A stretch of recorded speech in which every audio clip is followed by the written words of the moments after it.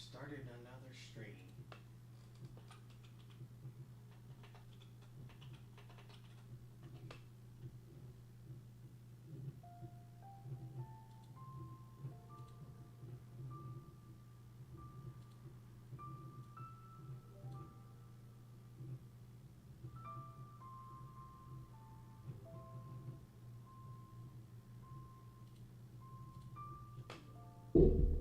All right.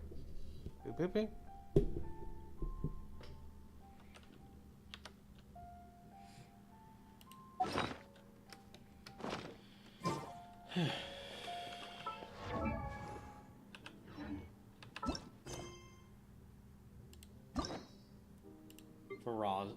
Faruzan?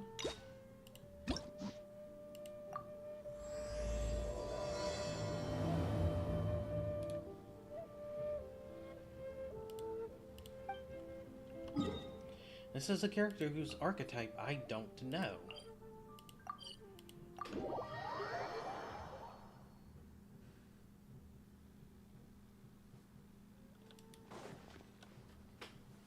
Even though most of the academia's restrictions have significantly relaxed, I'm still a bit worried that the Matra might give her trouble.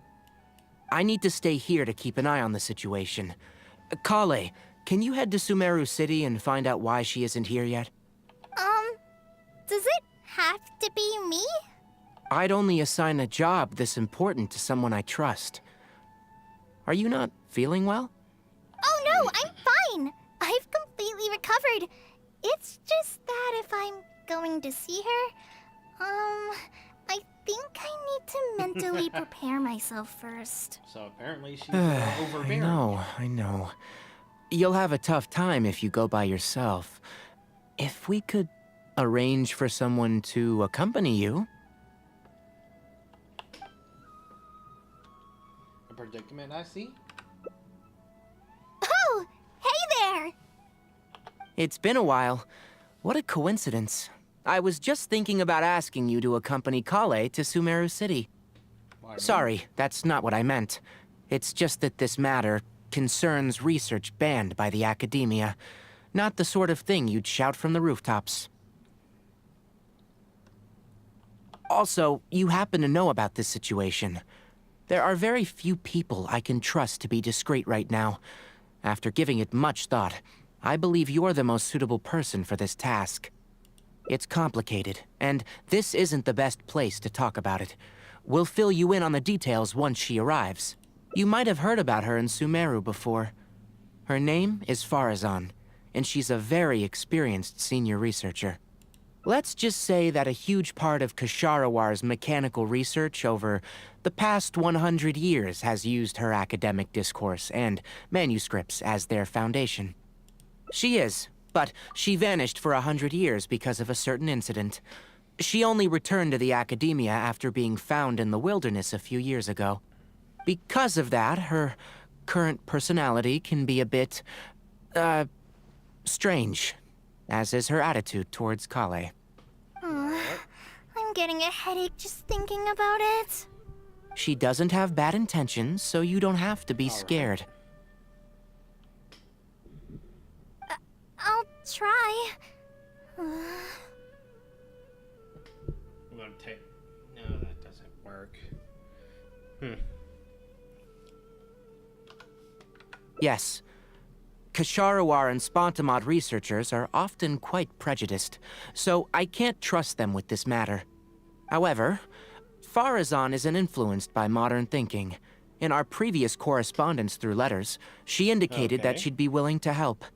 It's already past our arranged meeting time, but she still hasn't shown up. I don't think so. With her personality, it's more likely that she got wrapped up in some sort of trouble. Anyway, can you go with Kale to the academia and check on Faruzan for me? Yep.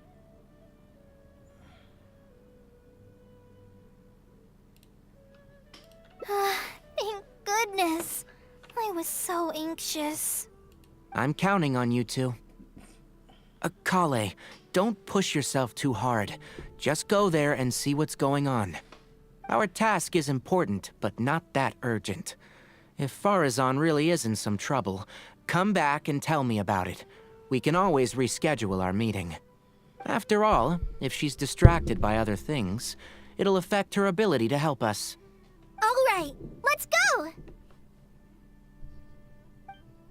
You sound so much like... Darn, I forgot her name. Oh yes, and one more thing.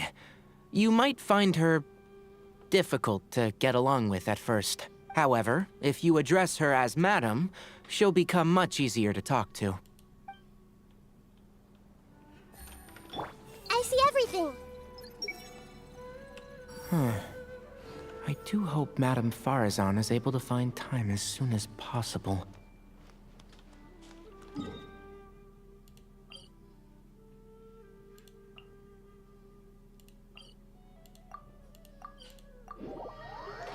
Alright, here we go. Sorry, what did you say? Oh, could you repeat yourself? As you know, I'm sure, hearing goes with age. Farazan, I said that you need to give us an answer. Ah, yes. And did you forget to add Madam when you addressed me earlier? Your hearing is perfectly fine. Madam Farazan, we don't want to make things difficult for you. However, you haven't been teaching courses or supervising theses these past few years. Isn't this rather problematic as an advisor? Never mind the students. Even other advisors are starting to complain. And who, if I may ask, complained? If they have any issue with me, tell them to talk to me themselves rather than waste any of your time. You don't have to tell me anything. I very well know that it's those people from Haravatat. How I wish they'd put their time into doing proper research instead. But, Madam Farazan, it has been a long while since you last made any practical academic contribution yourself. Academic contribution cannot simply be divided between the tangible and the intangible. The issue here, I believe, is that the reviewer doesn't understand the very nature of knowledge itself.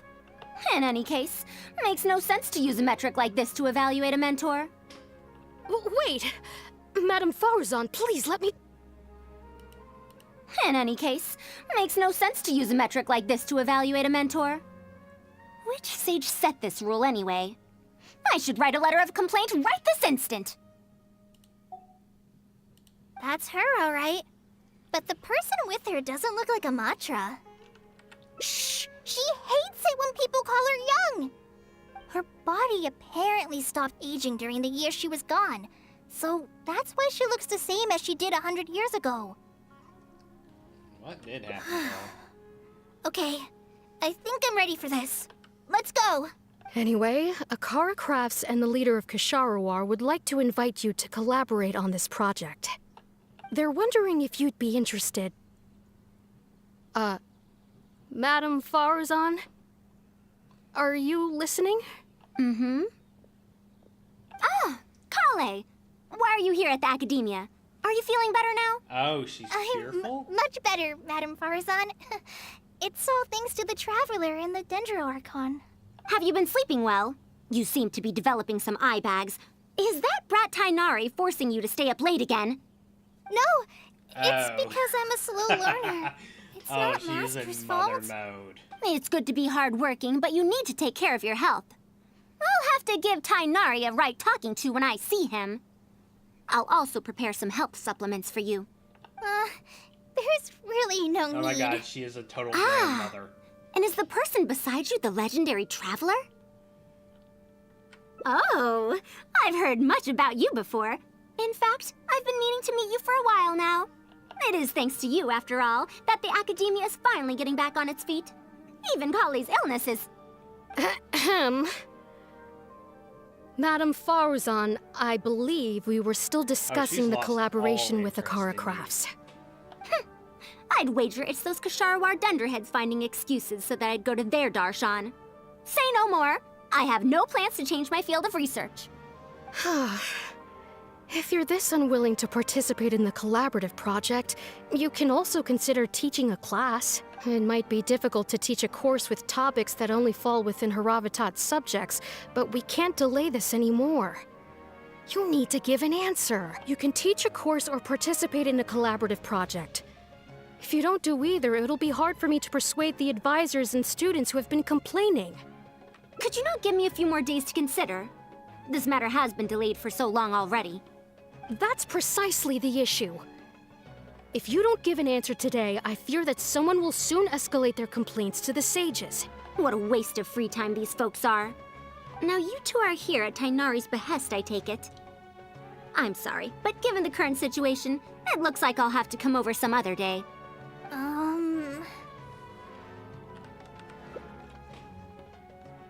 Of course. I shall need some time to think as well.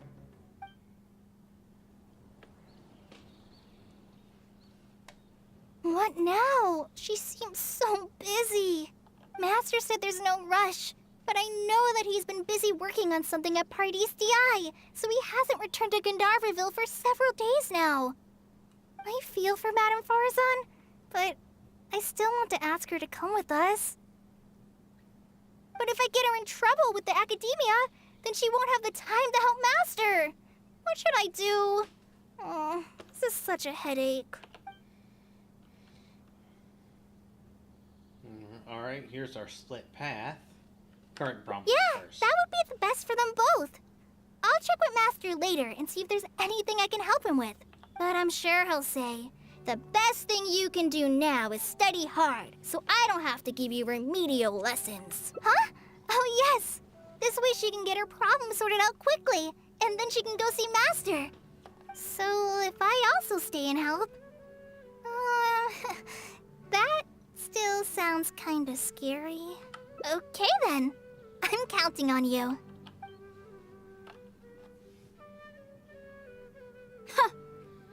I have to teach students from Haravatat, or owe Kshahrewar a favor. It strikes me that they might be even less happy about such a deal than I am. I think I can sympathize with them.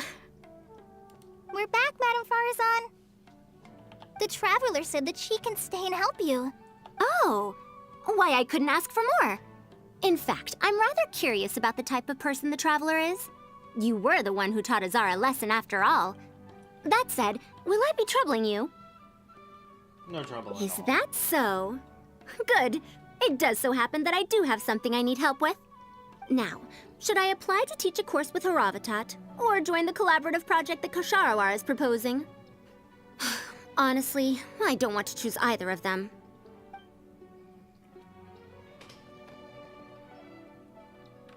You might have heard of it before. Haravatat is an academic faction that researches languages and runes. 100 years ago, Madame Farazan was a researcher from that darshan. Now, not was. Still am. Yes, of course. But current Haravatat students can't really... understand her direction of research. So even if she opened a course, chances are that no one would attend. In summary, I mean to interpret the configurations and solutions of ruin mechanisms via the deciphering of on-site stone carvings and unearthed documents. It'll include research into general documents dealing with such ancient machines. The research method is supported by Haravatat, yes, but the content deals heavily with both ruins and mechanisms. This will make it difficult for students of this darshan because they don't understand much about mechanisms.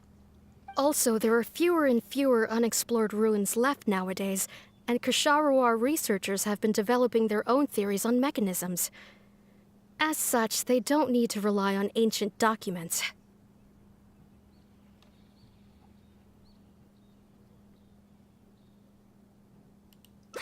They're far too complacent. Ancient mechanisms are more dangerous and complex than one might imagine. I'm telling you, things weren't like this 100 years ago. All researchers back then were interested in exploring knowledge from a variety of topics. They also gave more respect to unknown mechanisms. Nowadays, all people are interested in are mainstream subjects in popular research. Even if they attended my course, I wouldn't be interested in teaching them. Also, the people here think that my research is outdated and unrealistic, so they keep cutting my funding. Why, I think they could all stand to learn from Kale. She's a hard-working child and respects her elders. Huh? Why me? If only those who came to my lectures were more like you. Speaking of which, She really are you likes feeling better? ballet. You don't have to confine yourself to Gandharvaville anymore, right? I just remembered that I have a lot of studying to do. I need to head back and find Master. Oh, teach Kale. Are you telling me to start a reading course for Kale? Huh? Wait. Although Tainari has academic dealings with the academia, he isn't considered part of it. This means that Kale isn't technically a student. Can it be public? No, she's right. The old academia became consumed by their arrogance precisely because they ignored the public. There must surely be many people like Kale and Sumeru who are passionate about learning, but cannot study due to various reasons. The old academia paid no heed to them. But if I start a reading course for Kale as a pilot, perhaps this shall come to benefit many more people in the future.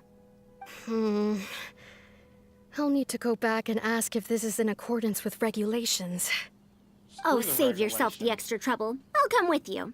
If there's any arguments to be had, we shall sweep them aside together. Traveler, Kale, do wait for us a little while outside the academia. I'll be back in just a moment. Wait! Let's catch up with her. Okay, this is fun.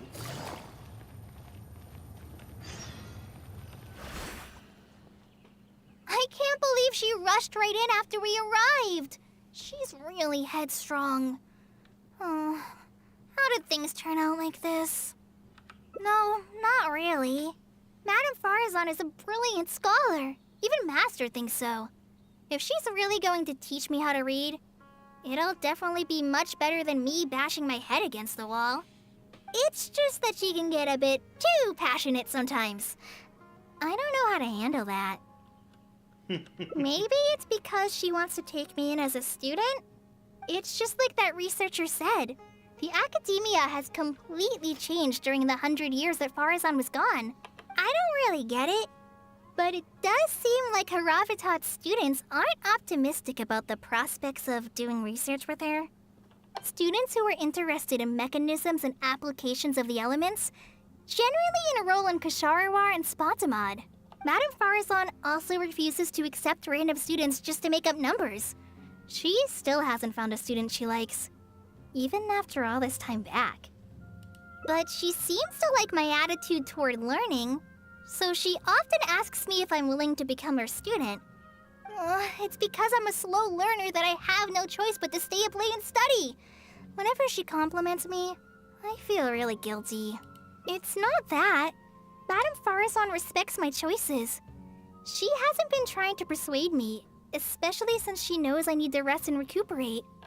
She sometimes brings food to Gandharvaville for me, and each time she says that Master can't find out. Grandmother. Now that you mention it, it does feel a bit like that. Do I really look that young? Yep. Kale, Traveler, thank you for waiting. The issue, I argued with the higher-ups and convinced them of the practicality and necessity of educating the general public.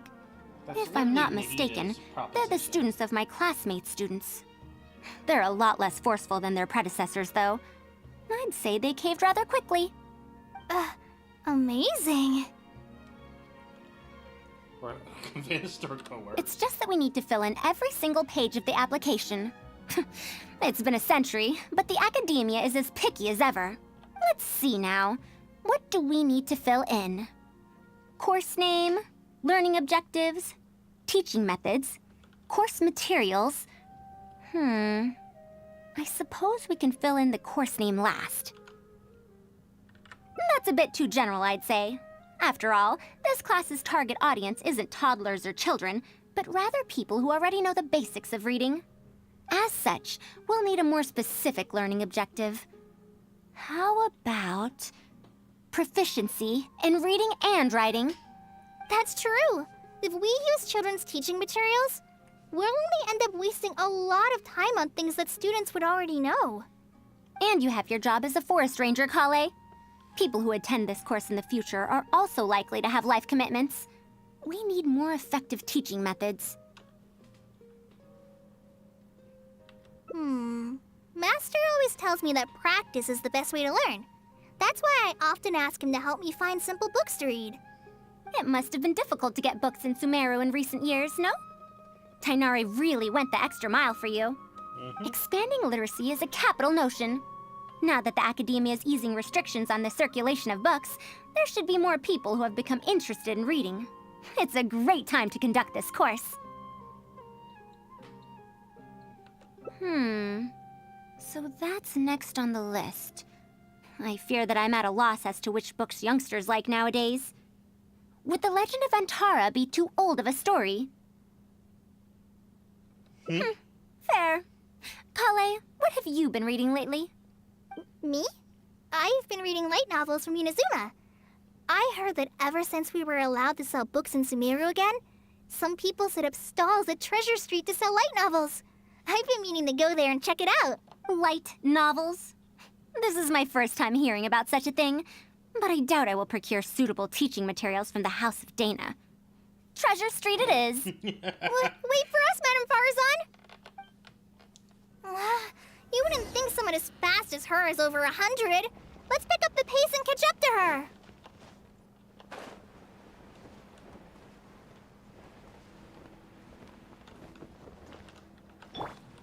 Everyone hold hands. Got to pick a true classic. What a long and mildly ungrammatical title. And why is the cover so colorful?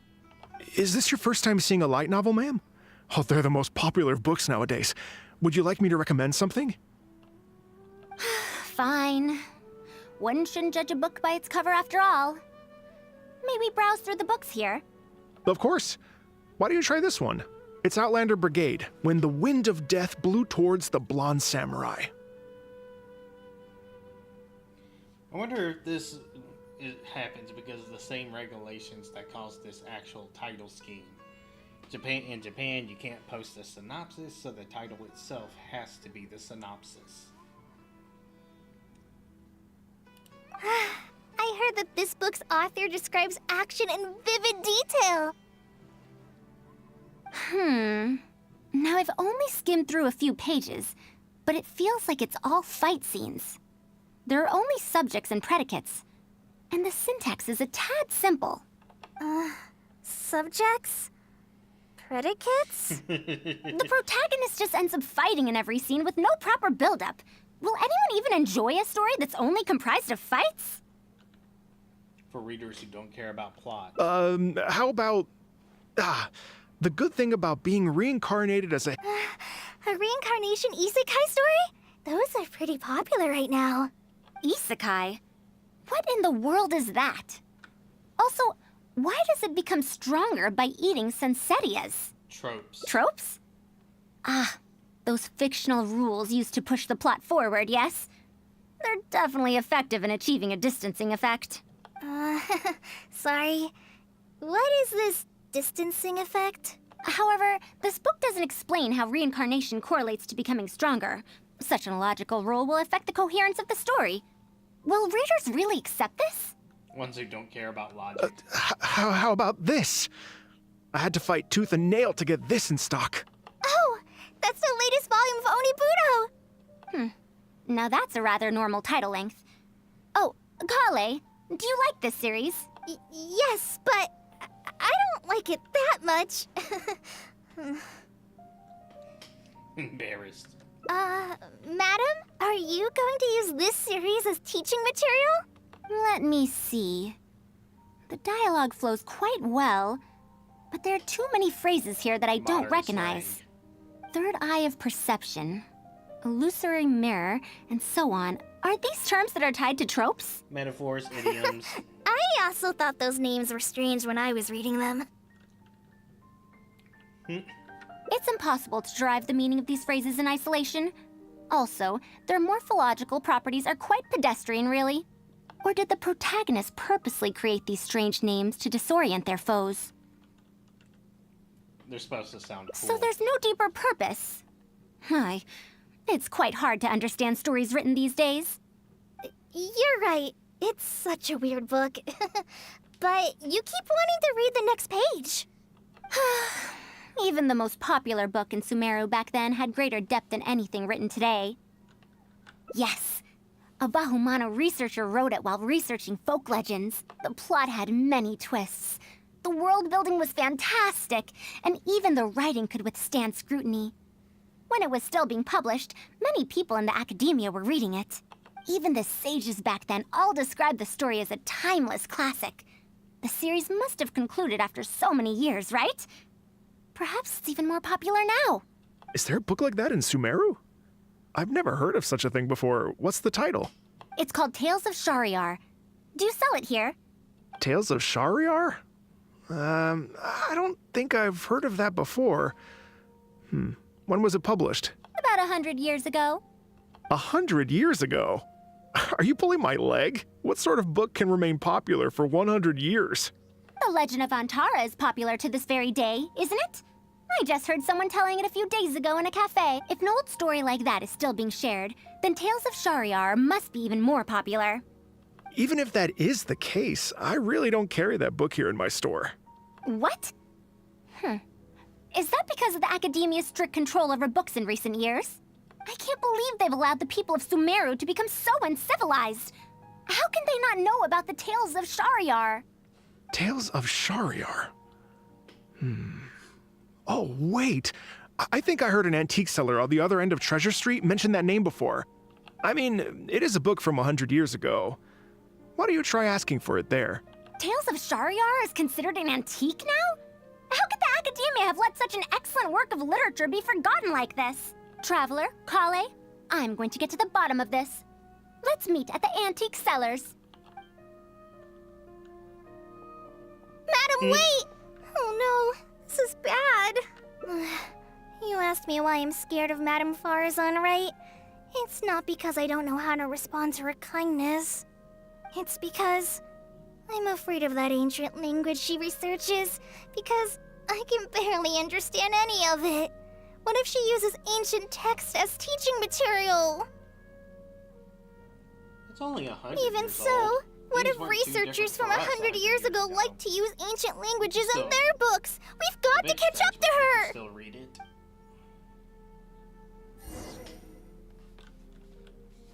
Take it easy.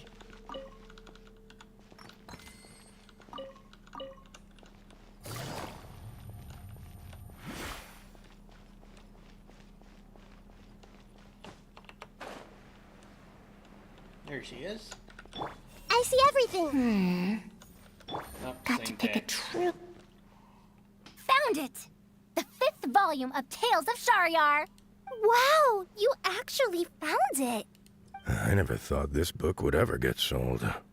All right, that's our teaching material secured. We also now know what to call this course. Analysis of Classical Texts. After all, this book is definitely worthy of being called a classic. Can I take a look? Luckily the language being used here isn't ancient at all. I can recognize a few words here and there. Huh? But why aren't there pictures in this book? As long as the writing is good, readers won't need any illustrations to imagine the scenes. Worry not. I shall thoroughly explain the difficult sections. You'll like this book. I know it. After all this time, I wonder if Aaliyah and Aziz ended up together. And who obtained the Desert Gem in the end? Sir, do you have the subsequent volumes of this series? I don't think so. Is that so? And here I thought I could finally read the ending. Never mind. I'll keep searching for the later volumes myself. If I'm to use it as a teaching material, it's better to start earlier in the series. Where are the first 4 volumes? Why aren't they all together? I don't have those either. Actually, this is the only volume I have. Is this series really that popular? No. It's not popular at all.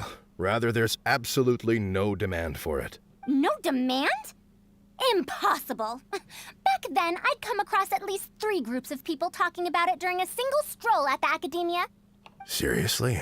No one told me that this book was anything special when I first got it. Where did you get this from? Can you still contact the seller? I'm afraid not. This book was sold together with a whole bunch of antique furniture. I didn't even notice it initially. Otherwise, the Matra would have come knocking. Wait, is this book actually worth a lot? It can't be, right?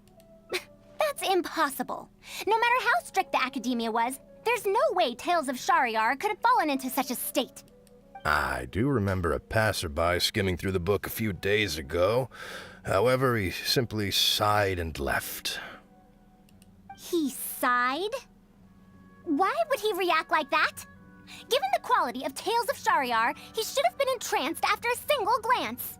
I'm sorry. Traveler, Kale, please give me a moment.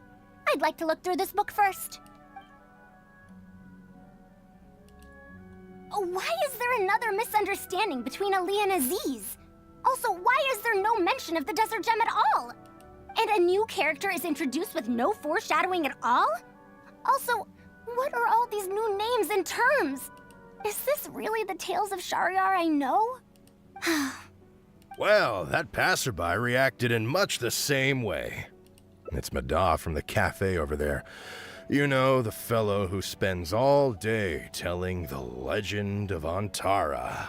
Since that's also a very old story, maybe he knows a thing or two about that, Tales of, whatever it's called. Then let's go ask around at the cafe. Huh? Madame Farazan? Huh? Oh, yes. Let's go. Man, my day is ruined and my disappointment is immeasurable.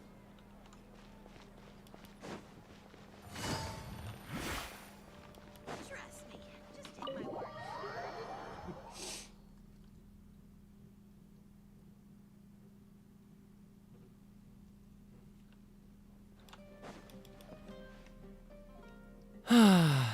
Another day, another empty room. Excuse me? But are you Mada? Yes! Are you here to listen to my story? Well, we actually came to ask about something else. I see. Sorry. It's fine. I'm used to it, more or less. So, how can this terribly unpopular storyteller help you? Do you know about Tales of Shariar? Huh? Tales of Shariar? Why, I can barely remember the last time anyone talked about it. My master always talked about how incredibly popular that book used to be. However, I tried reciting a few chapters of it at the cafe, and I found that it's even less popular than the Legend of Antara. Your master?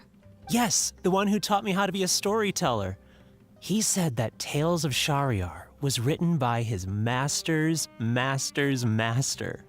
He also said that this great-great-grandmaster was an academia researcher, and that even the sages liked the series. He wrote 4 volumes back then, and the reviews just got better and better.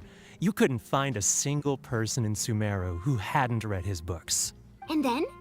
What happened next? Why doesn't anyone know about Tales of Shariar now? Oh, it's hard to tell when it comes to trends. One day everyone likes stories like that, and the next day their tastes change completely. Instead of writing a proper ending, this great-great-grandmaster kept trying to extend the story. To tap into popular trends, he added a lot of tropes. Then, starting from the 5th volume, the reviews started to go downhill. How could that be? Then what happened to Tales of Shariar in the end? In the end, there's no ending. The great-great-grandmaster tried to write a few more volumes, following whatever trends were popular at the time, but the trends kept changing right as he published his books. He got so infuriated that he stopped writing altogether and focused on his research instead. What? So there's no ending? The readers didn't care? By that time, only a very small number of people were reading Tales of Shariar. So he killed Anyway, the series. my master probably exaggerated. How could a work possibly have been that popular? The only tangible thing my great-great-grandmaster left is the original draft of Legend of Antara. He also left behind many theses from his research phase. When my master talked about Legend of Antara, he'd even quote from those theses. My master is a much better storyteller than me. Even when we're telling the same story about Antara, he's always able to draw in a huge crowd. But even he won't recite Tales of Shahryar due to its ever-changing writing style and its lack of an ending. So, Antara's story is the one that lasted through the years. Well, not even sages can definitively ascertain the quality of something like a story. In the end, only time can separate the classics from the fads. Only time? Madame Farazan? It's been 100 years. Perhaps some things I once believed to be great aren't so after all.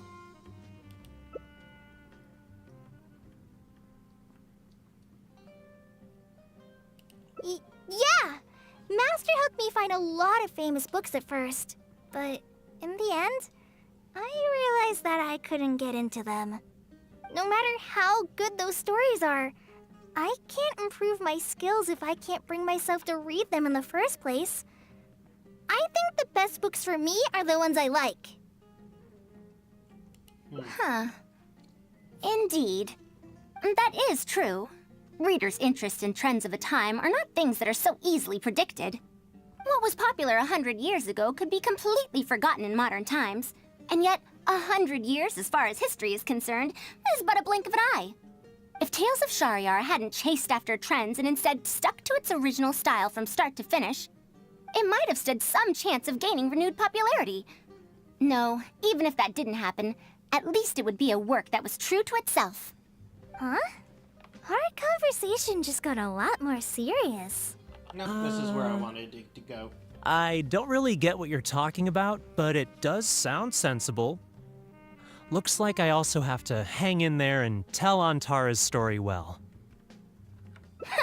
How unseemly. I almost got carried away because of a single book.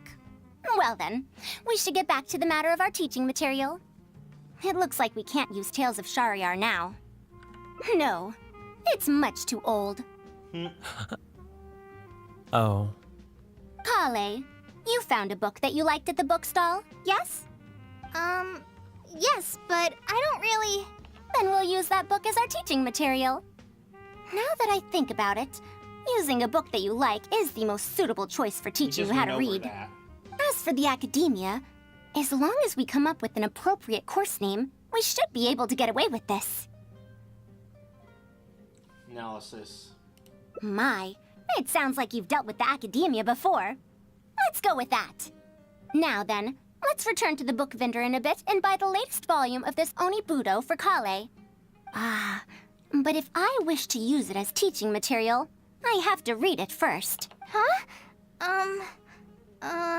Speaking of which, other than Third Eye of Perception and Illusory Mirror, I also espy some unfamiliar phrases from the reader's messages at the back of the book. Such things as, even if it reminds me of my dark history, I still can't help but be drawn in by the story. And the author has written all the things that I only dare whisper into a tree hollow. Why do people use dark history to refer to awkward or embarrassing memories? Is this some slang that was invented in the last century? If one of our learning objectives was researching linguistic changes over the past 100 years, it might make it easier to get these books approved as teaching material. Oh, I can tell you what that's all about. Apparently, in their youth, some people used to imagine themselves as someone burdened by fate, fighting against the world, etc. But as they grew older, they started to become embarrassed by such memories. Some would write those fantasies into novels, while others would entrust such tales to tree hollows. Mata? You know, I suddenly have the urge to hear a story about Antara. Huh? Why so suddenly? Let's ignore that for now. I knew it. There will always be people who love the golden oldies. Now, let me tell you all about the ancient hero, Antara.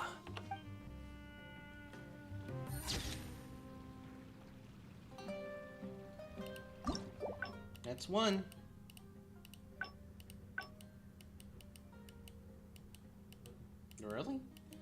gets down the same path?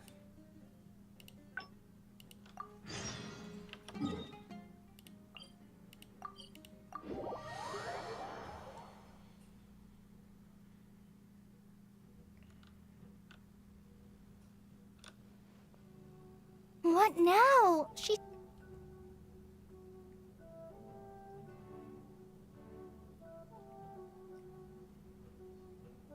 Yeah, that would be the best. I don't know if Tainari's told you about this before, but while my research involves learning about ruins and the mechanisms within them, I don't belong to Ksharawar, which specializes in researching mechanisms, nor am I in Spontamod, which specializes in researching energy flow. Instead, I'm part of Haravatat, which specializes in languages and scripts. She has been invited to Ksharawar multiple times to continue her research, but she's rejected them each time. Just listen to how they introduce themselves. In the future, Ksharawar will be the only Darshan with the ability to research mechanisms. There's no such thing as exclusivity in knowledge. Besides, the current Ksharawar is more concerned about how mechanisms can be used in everyday life, while my research involves textual analysis of ruins. If they're trying to use the collaborative project as an excuse to have me reconsider again... No, that's not it. The request this time is from Akara Crafts. The representative of Ksharawar recommended you to them, Madame Farazan. In truth, she told me that it's because she respects you a lot. Oh, respect? Oh, my. Putting aside my ideological differences with Ksharawar, I suppose I must acknowledge this attitude of theirs.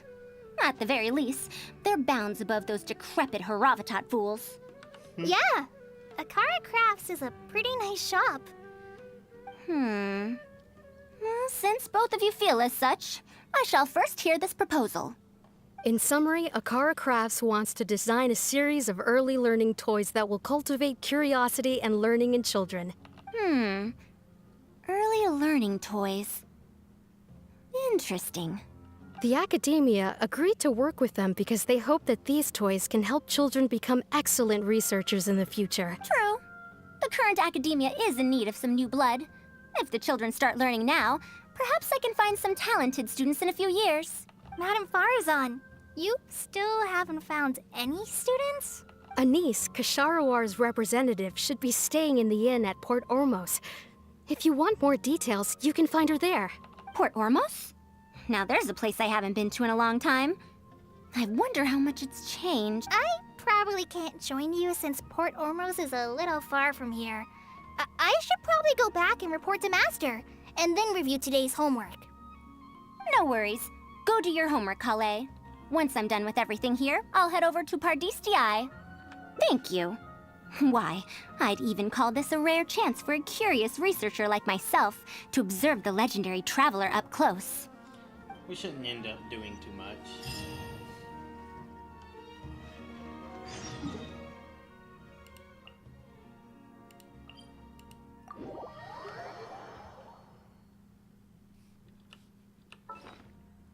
Let's see how this is looking.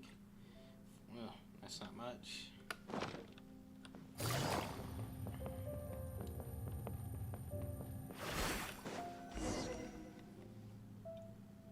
Madame Farazan! Oh, it's really you.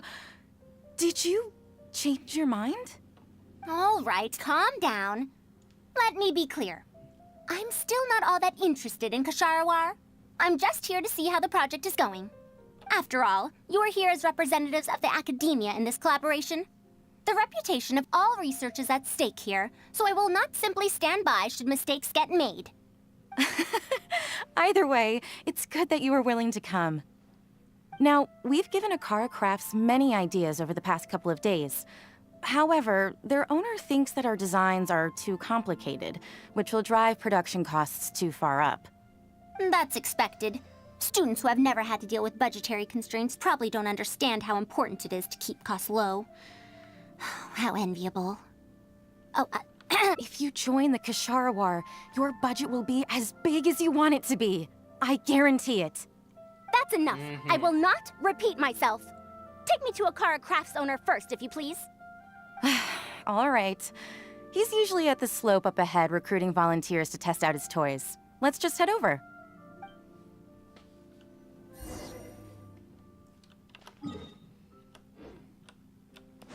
Loaded.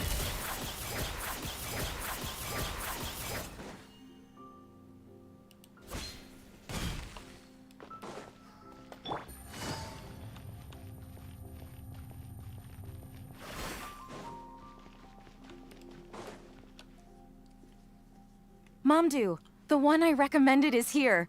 Oh, so you're, Madame Farazan? Yes, that's me. Ah, wonderful. We haven't been able to make any progress on our collaboration recently. We've made many suggestions, but Miss Anise thought that those ideas were too simple and wouldn't be effective in training the mind. These early learning toys are meant to help the academia train future researchers, after all. If they're too simple, then how are they any different from regular toys?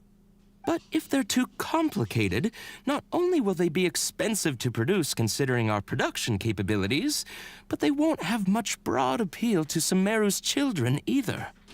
So the design can't be too complicated, but it can't be too easy to play with either. I remember that in your notes, many contraptions have managed to fulfill complex functions despite using simple parts. Maybe we can do something similar with these early learning toys. The contraptions in my notes? I didn't create those. I simply took the contraptions in the ruins apart and analyzed them. But now that you mention it, the ruins did have things like that. Do you have a pen, paper, and scissors? I'll make a paper prototype. You have an idea already? I suppose I should have expected as much of a respected academia senior researcher. We do have those. Yes, please, help yourself. Oh, you're done already?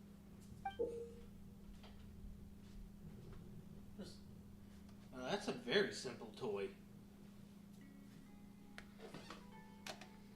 Let me explain. These 3 thick lines represent 3 poles.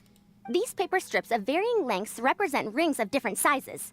They can be slotted onto the poles and stacked up like a tower. Well, that is easier to make than I expected. So, how is this game played? Oh, hello. That's very simple as well. 3 You just need to shift the tower from this pole to another pole. Isn't this a little too simple? Even by the standards of an early learning toy, I mean. Of course, when moving each ring, the paper strips in this case, you must follow one rule. You can only move one ring at a time, and you can't place a bigger ring on top of a smaller one. It's like building a tower. The rings in the 3 poles must be stacked from big to small. I named this toy Pagoda Stack. Pagoda stack. That sounds way too simple. Even I feel like it's missing something. Give it a try and you'll find out if it's simple or not. I heard from Anise that you find volunteers to try out the toys, right? Why don't we do the same for this game? It's such a simple toy. There's no need to... Mamdu, let's just do as she says. It's pretty easy for me to even imagine how to win that then. game. And that's how you play this game. You can all give it a try. Let's see who's able to move the tower to another pole in the smallest number of steps. You called everyone here for such a simple toy?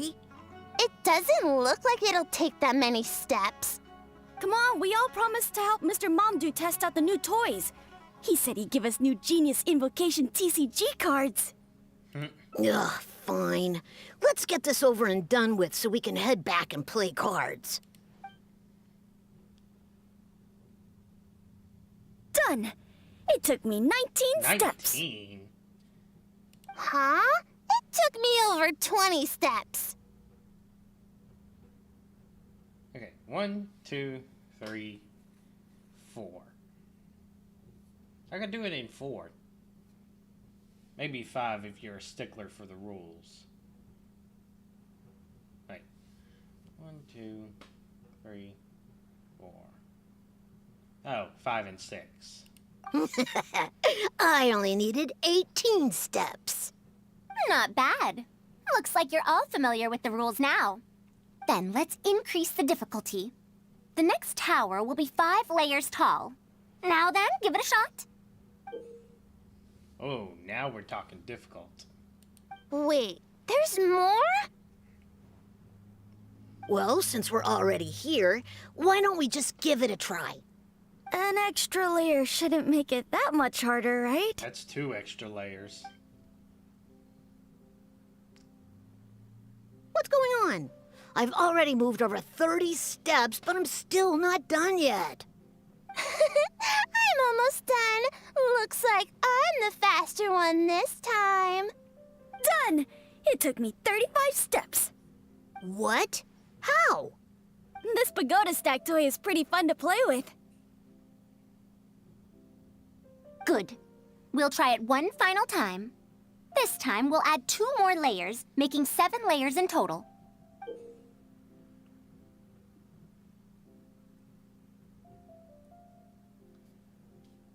Mamdu, we've still got quite a few paper strips here. Why don't you give this a go as well? Do you need that many steps for something this simple? Let me try. Oh no, Madam this- Faruzan, allow me to try it as well. With this... Dude, You there were we looking go. at it quite seriously just now. Are you starting to understand the principles involved? I think so. If you want to test out your hypothesis, you'll just have to play and find out. Got it. Ah, we don't have enough paper strips left for you, Traveler. However, by the looks of things, you seem to have the game figured out. Why don't you guess what the lowest number of steps needed to solve a 7-layer pagoda stack is?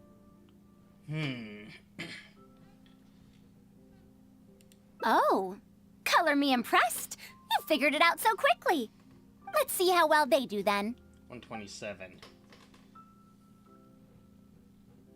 If I move this small ring, then the big one won't be able to go on top of it. Oh, this is going to take more steps than I It's a expected. mathematical test. I've lost count of how many steps I've taken. Can I restart? This got a lot harder.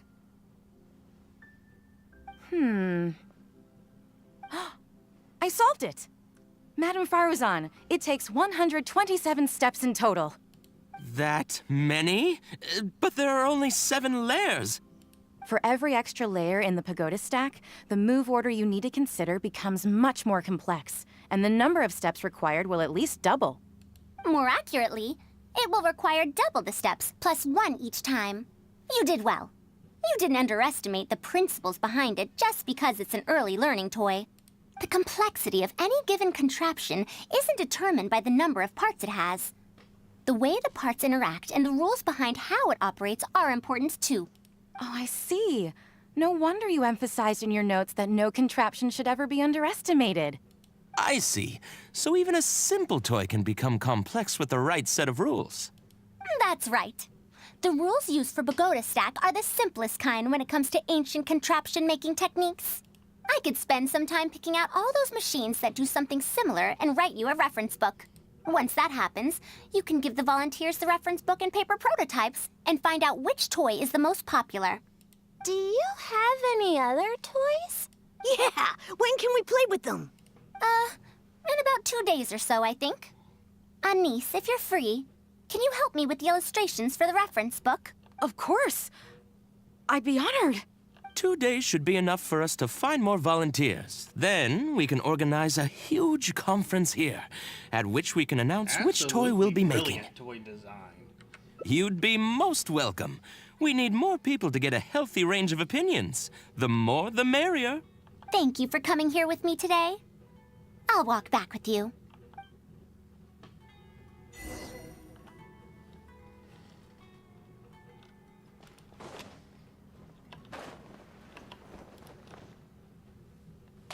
I'll be going then. Say hi to Tainari and Kale for me if you can. Once everything here is settled, I'll make my way over to Pardis DI as quickly as I can.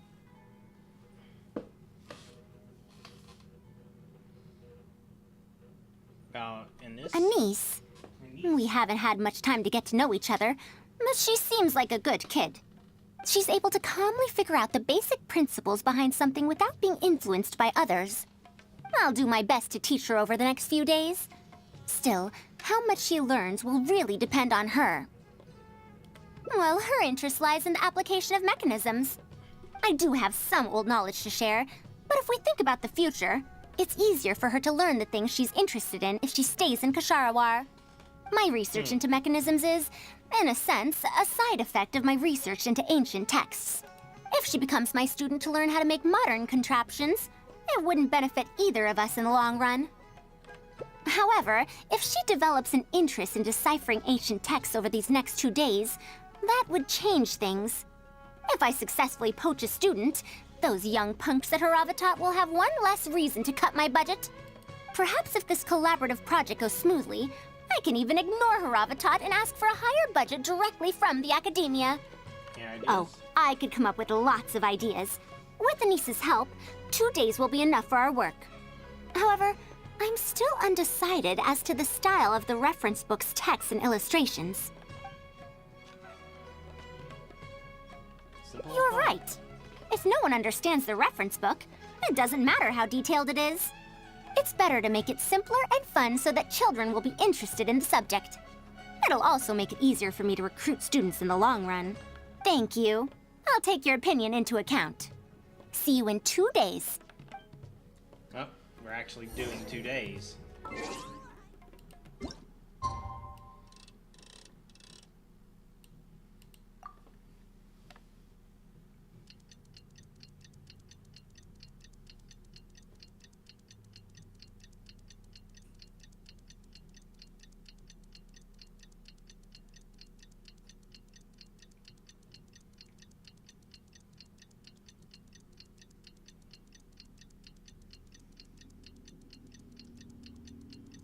I really wish this was faster. Apparently you can skip it on mobile. Navigating the world is a whole lot easier with a few...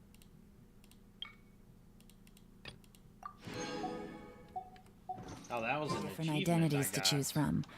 Need me to come up with some for you?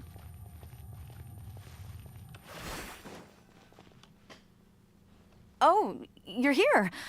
We're just starting to set up the venue. We've called up everyone we possibly could have. This is going to be quite the event. My masterpiece is going to be exhibited after all. Let's see what the academia shall say about it this time. And if we activate this little mechanism just like that, a Sumeru rose will appear at the top of the cane. Oh, I see. I thought it came out of thin air! It's amazing! If the mechanism was bigger, you could make a rabbit appear, right? Then you can't use a cane. Could you switch it out with a hat or something? You're applying what you learned creatively. Not bad. That's magician. Let's look at the next page. If you fold an origami bird like this, it'll fly further and more stably.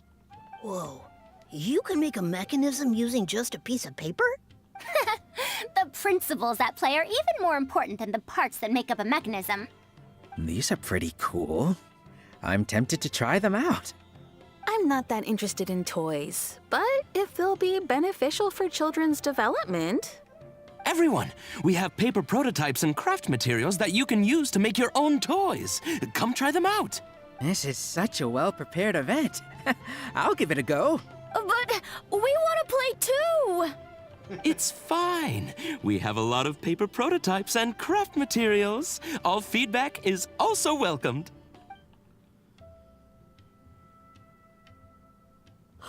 Oh, my origami bird flew further this time. Professor Farazan, how can I make mine fly further? Ahem. Just Madam will do.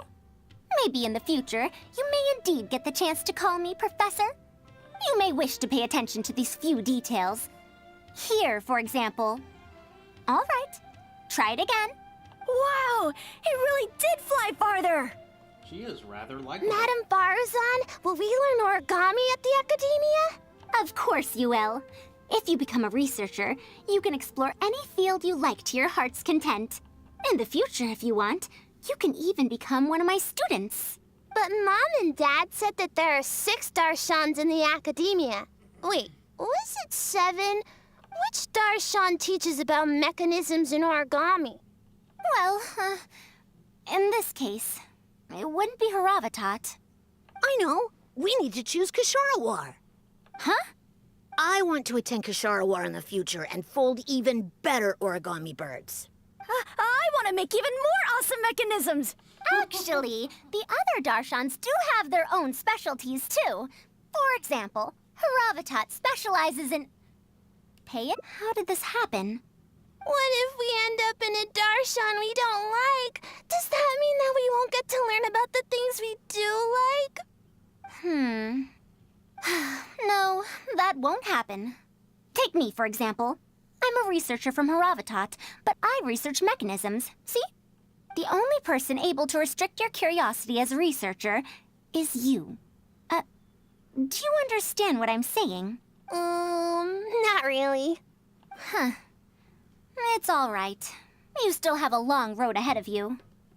Now, do you want to learn about some other machines? Let me tell you a story about pressure-based mechanisms and elemental monuments.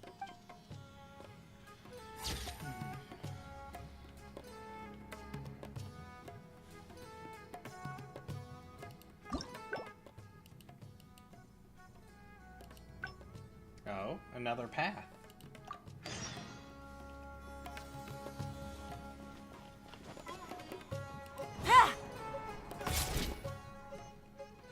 I'll be going then. Say hi to Tainari and Kale for me if you want to ask why I'm unwilling to join them. Yes? Nope, still letting me skip. Simple and fun versus accurate and detailed. You're right. Explanations are a core part of early developments, too. By using detailed and accurate illustrations, we can impart knowledge more effectively. It would also make it easier for me to recruit students. Thank you. I'll take your opinion into account. See you in 2 days. Another 2-day wait. At least this time I can just do it this way.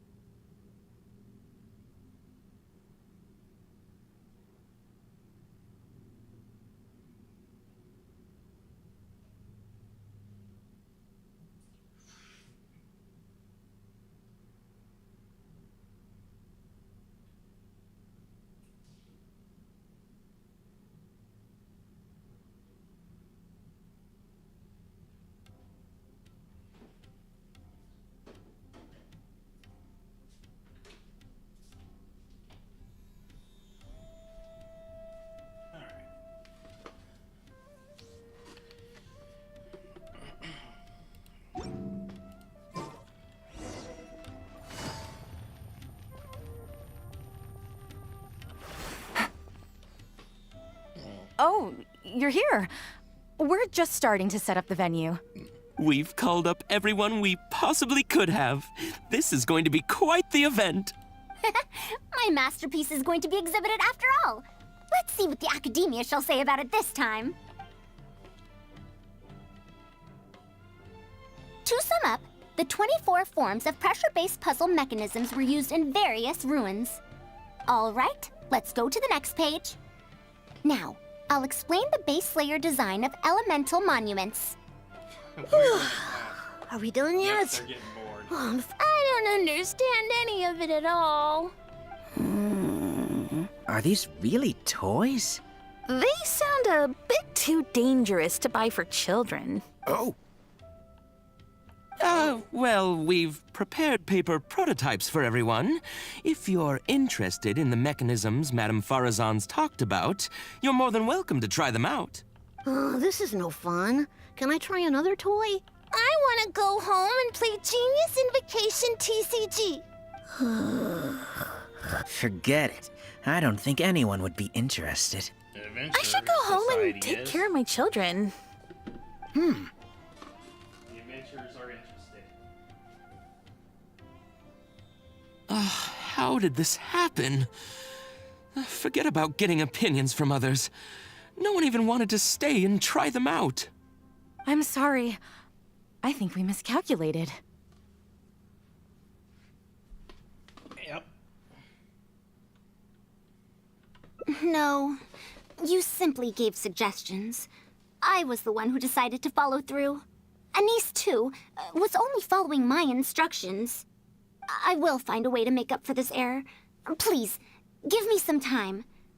I'll write another reference book. Excuse me, but are you the one who wrote this reference book? Yes. Who are you? Ah, you're that man Mountain who was in the crowd just now. Do I stand out that much? Well, I guess I don't look like someone who'd have anything to do with toys. Let me introduce myself. I'm Kamal, the branch master of Sumeru's Adventurers Guild. What's the branch master doing here? Were you looking for us, or did something happen?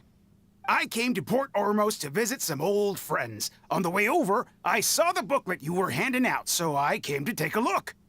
Can you print a few more copies of this booklet and sell them to the Adventurers Guild? Also, could you make full-fledged models of those paper prototypes and sell them to us as well? What does the Adventurers Guild want with these toys?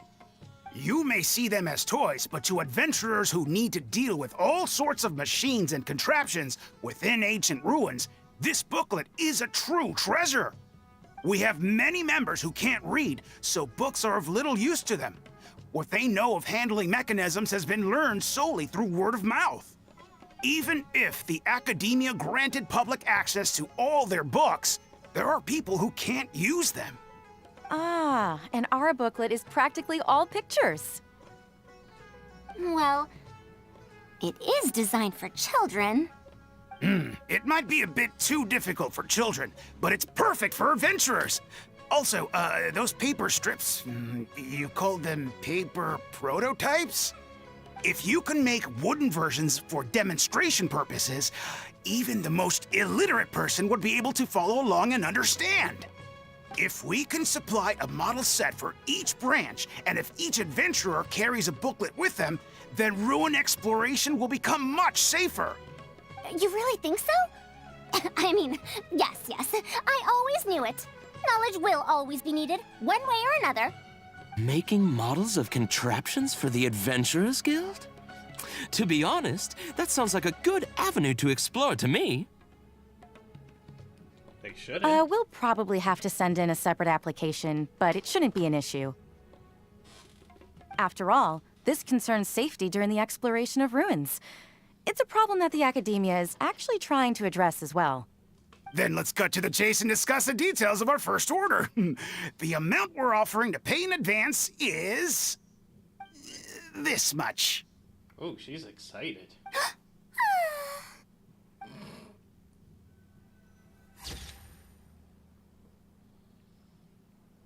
Oh my god, she is doing a dramatic fainting.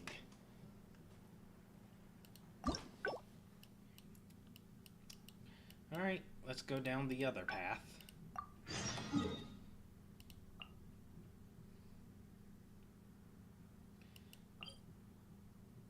Yeah, because I want to take a picture of Kale to see what she's thinking, I'm going to teleport here.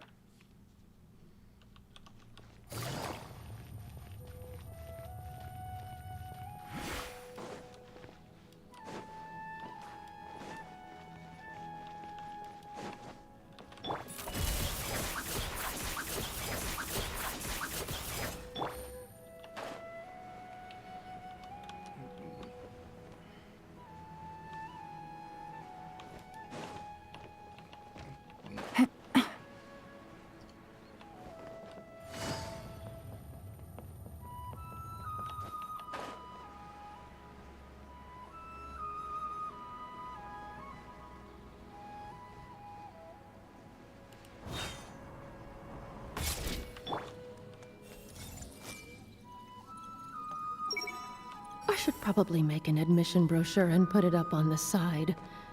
But I'm sure no one would read it. I feel sleepier whenever I remember one of his poems. Oh wow. Not even What allowed to now? get in range. She seems so busy. Master said there's no... But if someone does complain to the Academia, wouldn't it make Farazan's situation more awkward? And if the Academia investigated and found her at Party's DI, things would get even worse for her. Do you have some way to invite her over to Party's DI without stepping on the Academia's toes? Okay then, I'm counting on you. Huh. I have to teach students from Haravatat or Okasharawar a favor. It strikes me that they might be even less Madam Farazan, we're back. Sorry for asking. Well, since you're asking me so sincerely, let's just ignore the Academia and... Please, Madam Farazan, focus. Today's the deadline. Huh? Tighnari. Yes. I see. No wonder he sent you two over. Why, that lad didn't make it very clear in his letter, now did he? Otherwise, I would have reported it as part of my research. Yeah, that's right. Master sent us over to explain everything to you. Wait. Opportunities for collaborative research don't just come out of thin air. This seems like too much of a coincidence. Also, there isn't much overlap between Madame Farazan's research and that of Amorta, right? What will you even be collaborating on? Master wants to research, a fully automated irrigation system. A fully automated irrigation system? Precisely. It's a system that can automatically adjust the amount of water it provides based on the season and the plant species involved.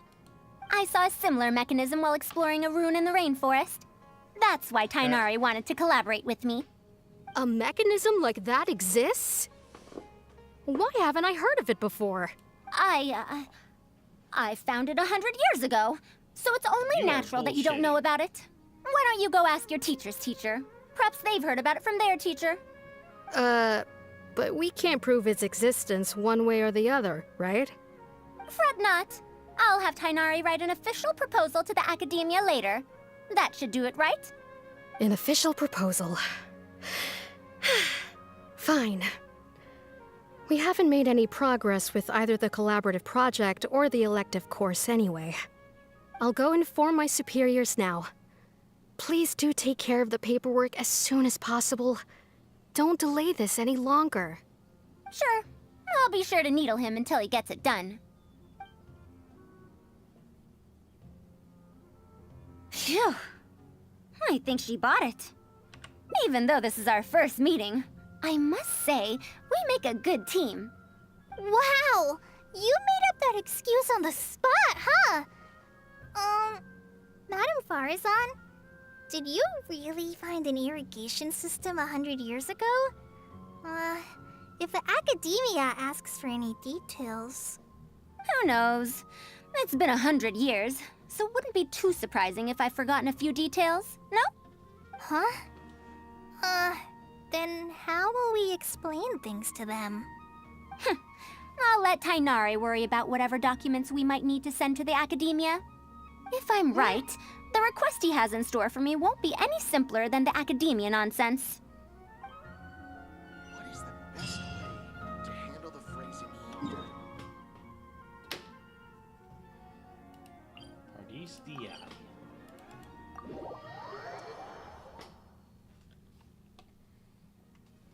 Master, we're back! Huh? Where did he go? You don't have to shout. I can hear you. Well, you got here much faster than I expected. Most everyone. I thought you'd have a lot more business to take care of. Thanks to the Traveler, I was able to, pawn off various problems of mine onto others. Onto others? What does that mean? We can discuss that later. You're looking for me because of the thing you mentioned in the letter, right? That's right. Please, follow me.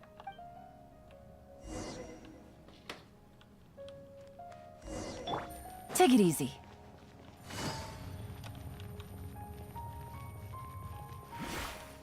Karkata. Karkata? Karkata! What's wrong with you, Karkata? A monster?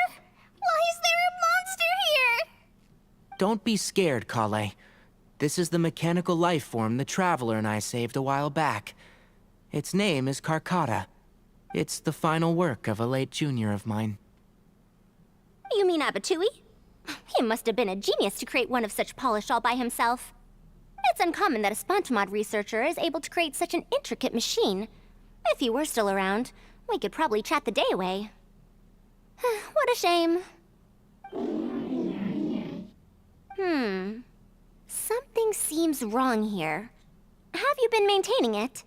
Mechanical life forms are much more fragile than they look. Is Karkata sick? Karkata has been lying down like this since a few days ago. It could be an old malfunction acting up again. I've taken a few courses conducted by Spontamod before, so I've managed to perform some passable repairs on Karkata's energy supply module. However, it seems the issue this time is with its transmission. My knowledge can only prevent its condition from deteriorating any further. But Madame Farazan, you should be able to find a way to repair it. Not necessarily. Mechanical life forms are created using techniques from alchemy, elemental science, and more. There are multiple modules here that influence each other. A simplistic knowledge of mechanisms will not serve here. You know that as well. Each mechanical life form is very different from the next. So even I cannot be sure if my understanding of mechanical life forms is going to be of any use to our little crab friend here. Karkata. Can you all go outside for a minute? I need a bit of space. Before I do a thorough check, everything we've just said is but conjecture. All right. We're counting on you, Madame Farazan.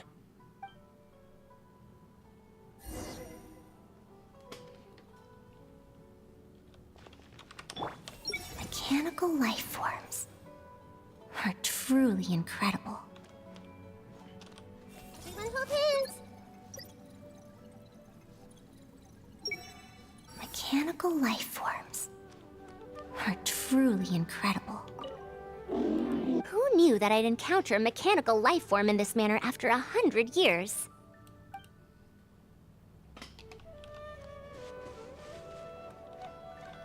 Hey, hope you feel better soon, Karkata. Well, she got emotionally involved real fast. Everyone hold hands. I hope Karkata will recover quickly. We'll wait here till Farazan finishes her inspection. In the meantime, I'd like to talk to you about her. Her past, huh? Quite a few people in the academia know about what happened to her. Perhaps it'd be best if I'm the one to tell you. I've told you before that she had disappeared for 100 years, right? From her perspective, trapped might be a more apt description. Her exact words were, That ruin was crawling with traps and coded inscriptions from wall to wall. I did all I could to decipher the code and deactivate the traps to escape the ruin, but there was no way out. I lost track of time and I ran out of pen and paper. In the end, I had to use stone shards to write on the walls and on the floor to decipher the code. Then, before I realized it, I ran out of space on the walls and floor. I had to calculate all the possibilities in my mind. After that, my memory started to become fuzzy, and my cognition slowed down. she doesn't remember anything else, including the location of the ruin and how she finally managed to escape. When she was found in the outskirts of Sumeru a few years ago, she looked exactly the same as she did 100 years prior. However, she was in a stupor and struggled to form sentences. Only after a lengthy recovery period could she speak again. The academia speculates that she must have gotten trapped in an unknown ruin while researching machines a century ago. And because of the ruin's special properties that halted her aging, she was able to use those 100 years to crack the trapping mechanism and then escape. Though she had finally broken free, 100 years had passed. Everyone she knew and everyone who knew her was already gone. In the end, even the academia had to rely on century-old records in the Akasha to confirm her existence. Don't make that face. I'm not telling you this because I want to drum up sympathy. She wouldn't want others to pity her because of past events. Rather, she sees that period of entrapment as an experimental error. As a researcher, she must accept everything that results from her experiments, even if they don't fall within expectations. Even after going through so much, she's returned to Sumeru and still hasn't given up on her research. Due to changes over the years and drift in academic subjects, she holds some rather strong opinions about the current academia, and she has no shortage of detractors herself. What I want to say is that no matter what era we're in, Farazan is a true senior researcher, in every sense of the word. She has her own deep understanding of various ruins and machines. If there's a chance, you should talk about them with her. It'll definitely be helpful for your journey. Master, Madame Farazan's done. Oh, let's head over. With any luck, she might have figured something out.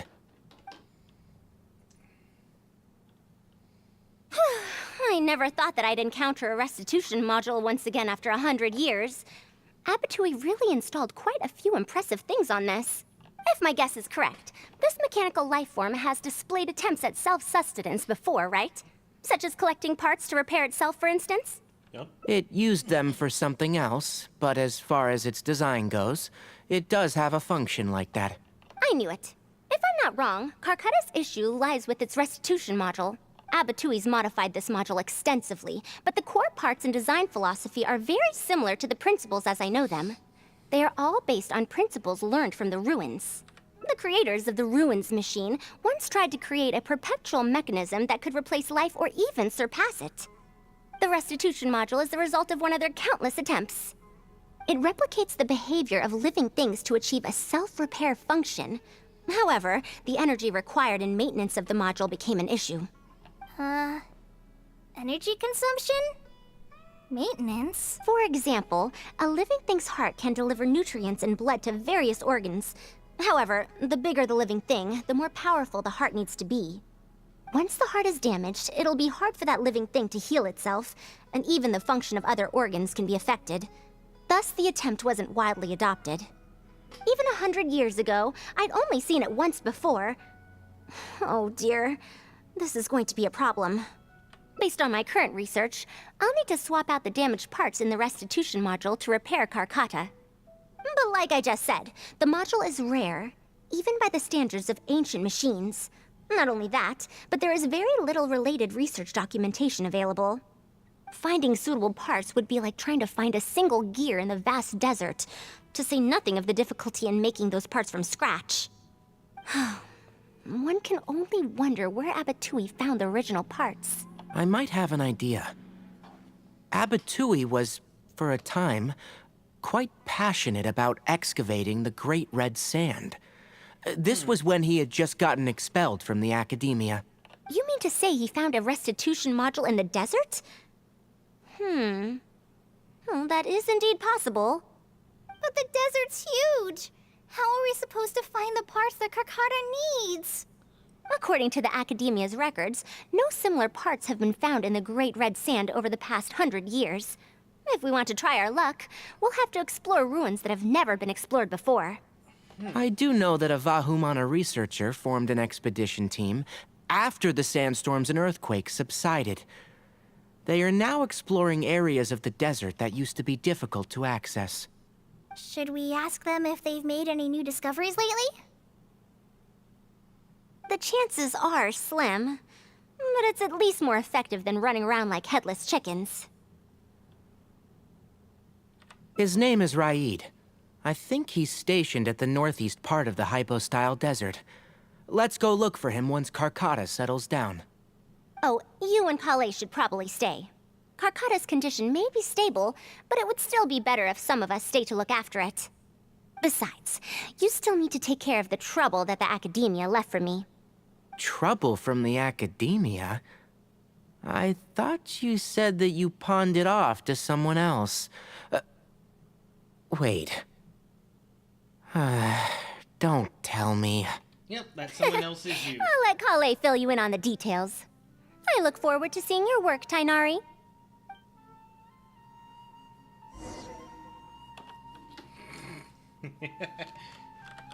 I see everything. I hope Karkata will a fully automated irrigation system. That's quite the task. Master, can I help with anything at all? I can go buy things, prepare pen and paper. Oh, you know, I seem to remember that you have a lot of homework today. Huh? He's being petty. Oh, yeah. I do. Well, hurry up and finish it so you can sleep early, or Farazan will worry. That's the best thing you can do now to help. Oh, okay.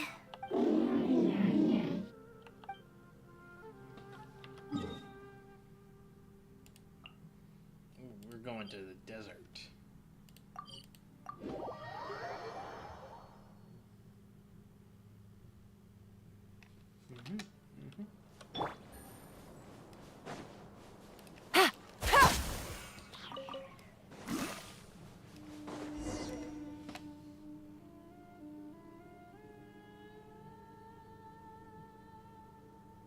What is this? Halt! Mr. Raid's permission is required to proceed any further. That still won't do. Mr. Raid told us to keep people away from the ruins so they don't damage the site. Damage the site? I've excavated more ruins than you've visited restaurants. Which batch of students is Raid from? I want to see him right now. He isn't at the campsite now. You should all leave. Only he can give you permission to enter. What a stubborn guy. Can't just waste their time like that. You're right. Even if there is new information, we still have to wait for him to come back so we can ask him about it. So let's just see what we can find out from the people here. I'm going to give that Raid a good talking to when he gets back. Starting from who in the world mentored you?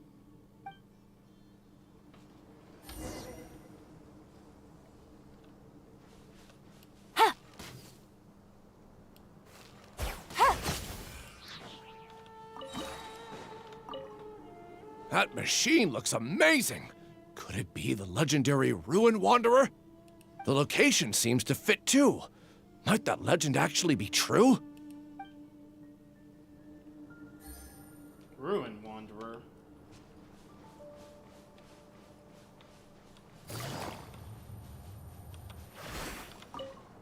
The ruins? Don't know anything. We were only hired to deliver water and supplies to... Forget excavation. They won't even let us get close to the camp where they're staying.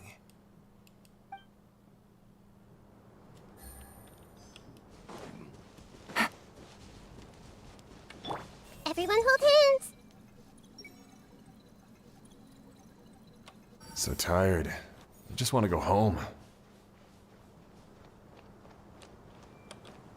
They won't even let us go near the camp. This area used to be ravaged by frequent sandstorms. But it's been calm lately for some reason. They say that this was done by a single traveler? But seriously, is such a thing even humanly possible? Oh. Well, I found out everything I could. Is there anything that stands out to you? Sandstorms dispersing. To be honest, the ruins were difficult to excavate in the past, but they really are much safer now, thanks to you. However, I'm more concerned about this Ruin Wanderer they speak of. Ruin Wanderer. That's the first time I've heard that name. But that wreckage did seem a bit weird. It's a bit far away, and I can't really say for sure from this distance. Perhaps we should ask the villager from before about the legend first. Huh? What are you guys doing back here? I wouldn't blame you for not knowing about it, youngsters. After all, it's a tale that's over a decade old. It's said that this monster, the Ruin Wanderer, traversed through various ruins for centuries. Many adventurers had claimed to see it while exploring. Some said that it was like a giant, while others said that it was like a beast. However, none knew why it wandered the ruins.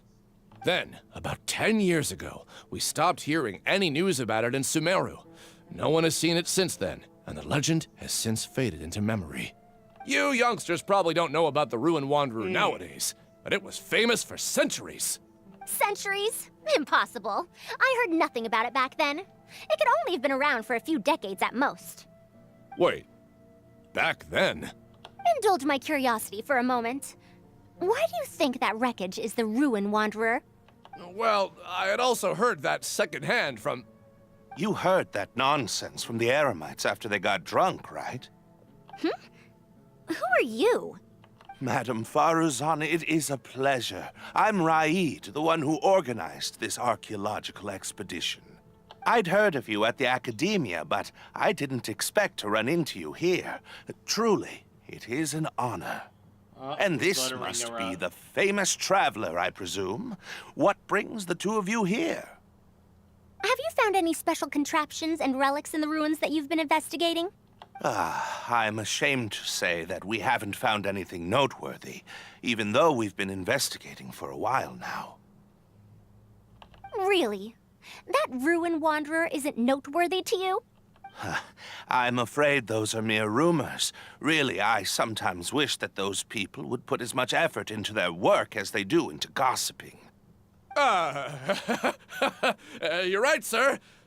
I'll get back to work now. The wise do not buy into rumors, so it is said. I believe that you too, Madam Faruzan, do not put any stock into such baseless talk. It is also said that real knowledge shall come from practice. I can help you research the excavated relics and see if I can find out anything new about them. You can take credit for any new discoveries. I believe this offer to be sufficiently attractive. In truth, I could ask for nothing better than your help with our research. However, you two must be tired after a long journey. I'd feel bad if I set you to work immediately. It's getting late, and my subordinates and I are heading back to the camp to rest. Why don't you find a place to spend the night first? We can continue our discussion tomorrow. There are tents over there that the villagers occasionally use to rest. The condition is a bit simple, yes, but I hope you won't mind. Since you need to rest as well, let's do just that.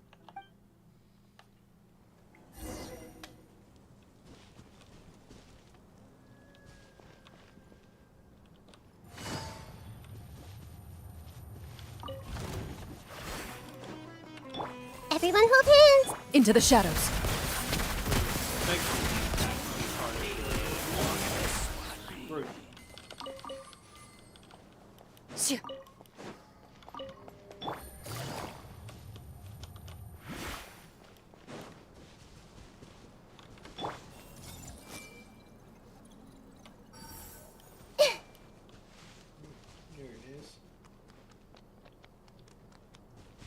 I see everything. Why now, of all times? Oh, interesting. Everyone hold hands!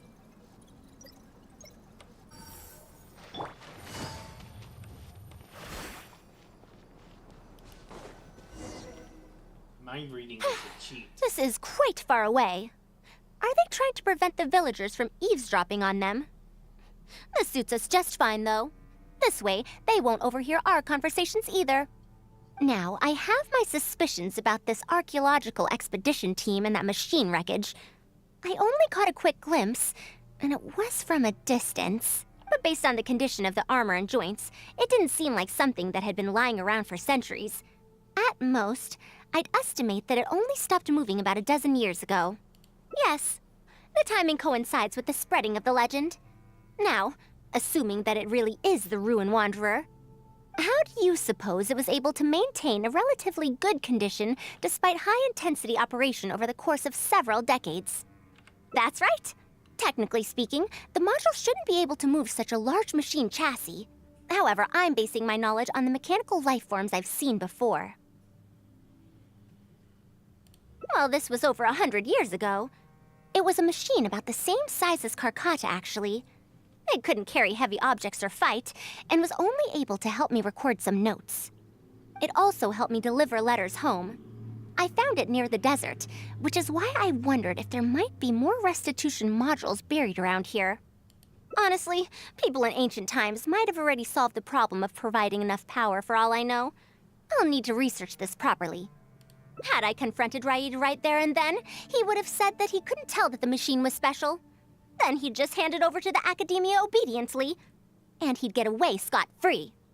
If the wreckage were to be handed to the Academia, it'd be much tougher for us to do research on it or get spare parts for Karkata. Anyway, we should figure out what they're planning before making our next move. They insisted that we should stay the night, which means if they're trying to pull a fast one on us, they're likely to try tonight. We must be vigilant. Are those sounds coming from the excavation site? I knew they wouldn't be able to wait. They must be scared that we might discover something tomorrow. Not a single person guarding the campsite. This must be quite the manpower expenditure. I'll see if they left any clues behind at their camp. Keep watch and help me stall them if it comes to that, would you? All right. I'm counting on you.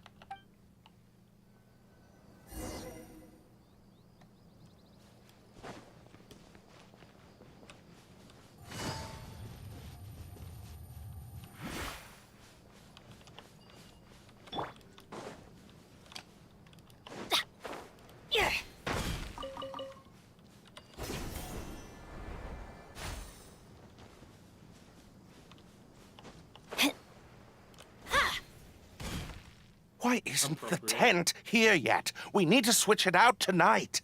It's still on the way. I'm afraid this is the first time we're delivering such a huge one. You good-for-nothings are just a load of trouble, aren't you? We wouldn't have to deal with these interlopers if you had kept those lips of yours from flapping. Hurry up and hide our current tent and deliver the new one to me tonight, no matter what it... Huh? Who's there? It's me. I'm sorry. I'm just a bit upset because my subordinates aren't doing their jobs properly. When did you get here? What's the delivery? It's nothing. Just a tent. We didn't pack up all our tents from the last campsite. Some of them, along with a few people, have been left there. Someone damaged our current tent, so I'm trying to get my subordinates to get one from that previous campsite delivered here. The relics in the ruins are highly valuable, so I'm worried that treasure hoarders and bandits might try to steal them.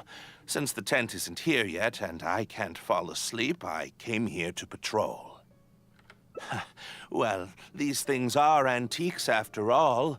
There will always be people interested in buying them. I hired so many people precisely because I was worried about that happening.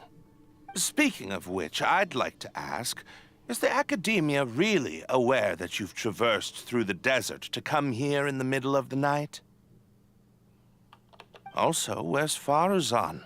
Why isn't she with you? I'm right here. Also, you forgot to address me as Madam.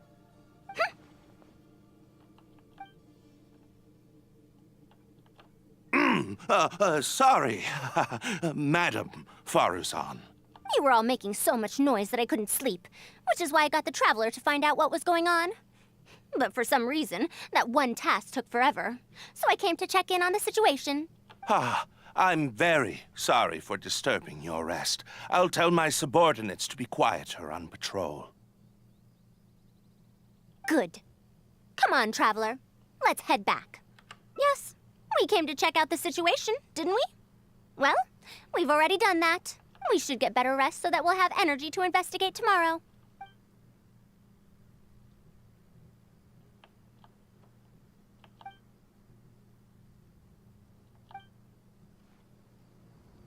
The coloring isn't right.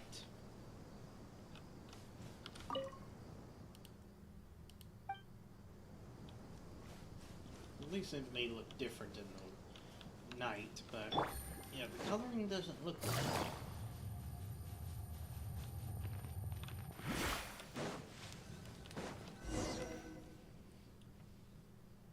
Thanks for dealing with them. Now, I found something good on my end. These are the excavation records from their campsite.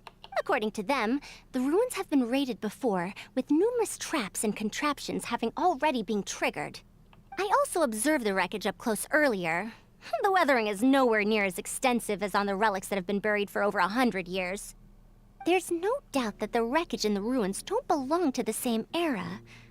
Instead, it must have wandered into the ruins about a dozen years ago. It could have fallen into a trap or encountered a glitch within the ruins, remaining stationary like that until it was discovered recently. However, I still don't know why they'd want to hide it. I have no doubt that the researcher could definitely reach the same conclusion I did. The last few pages of the excavation records are written in code, which I still need time to decipher. The answer may lie within those pages. Well, of course she can decipher coded messages. She is a linguistic scientist. That's her specialty. It's just wordplay. And if anything, that's my wheelhouse. Yep.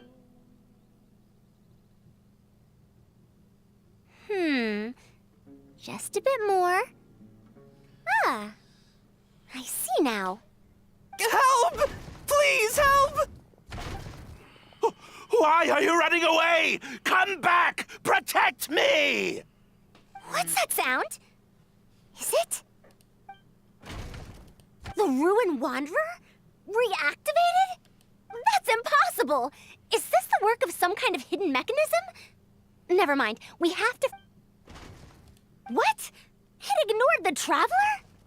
Why is it chasing after us? What could have caused it to reactivate? And to give chase? Darn it! Hey, come on, you lot! It's clear that we can't escape, so let's just attack it!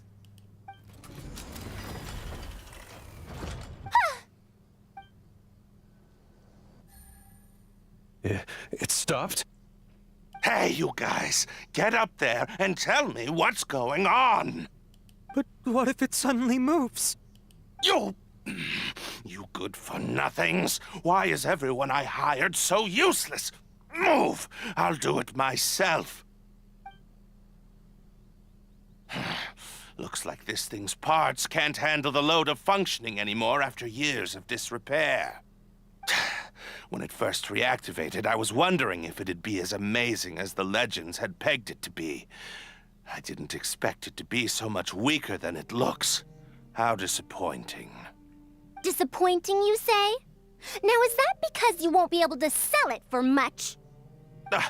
Faru-san, you may be my senior as an academia researcher, but that doesn't mean you get to slander me. You wrote these excavation records, did you not? Or perhaps calling it a ledger might jog your memory a bit better. I don't recognize that thing. January 3rd, excavated 5 tents. January 5th, 3 tents sold. January 10th, 1 special tent pre-sold. It must quickly be switched out with an old tent. Codename for relics. You're supposed to be an archaeological expedition team, and yet here you are, secretly selling the relics and profiting from it. When you believed that you had found the wreckage of the Ruin Wanderer, you tried to switch in wreckage that you had excavated previously to pull the wool over the Academia's eyes. After all, there would probably be many wealthy buyers interested in purchasing the legendary Ruin Wanderer in the black market, yes? And then we arrived just before you could finish your work. That forced you to speed up your plan, and you tried to complete the switch overnight before I could investigate the wreckage. In your haste, however, you accidentally activated the Ruin Wanderer instead. Did I get that all right? I don't know what you're talking about. You lack the curiosity befitting a man of knowledge, nor do you have respect for mechanical life forms. You're not fit to be a researcher. Ridiculous. Curiosity? Respect? I'm not here to hear you preach. Hey, we're leaving. Mr. Raid! Behind you?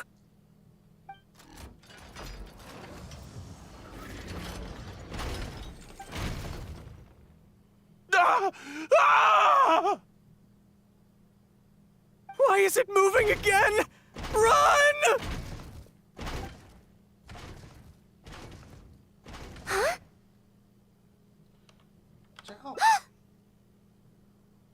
Some said that it was like a giant, while others said that it was like a beast. However, none knew why it wandered the ruins. Technically speaking, the module shouldn't be able to move such a large machine chassis. However, I'm basing my knowledge on the mechanical life forms I've seen before. Centuries? No. Impossible. I heard nothing about it back then. It could only have been around for a few decades at most. Why is it chasing after us? So you've been looking for me this whole time?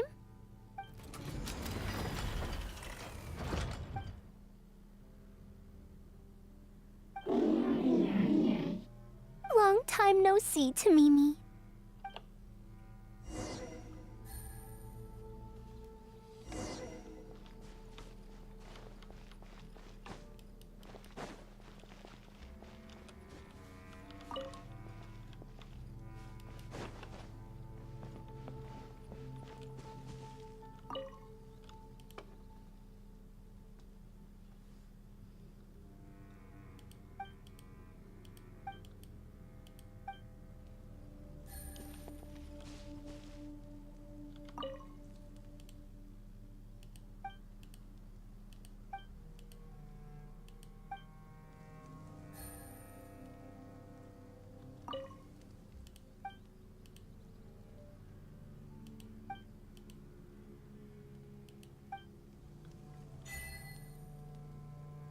To you in 100 years.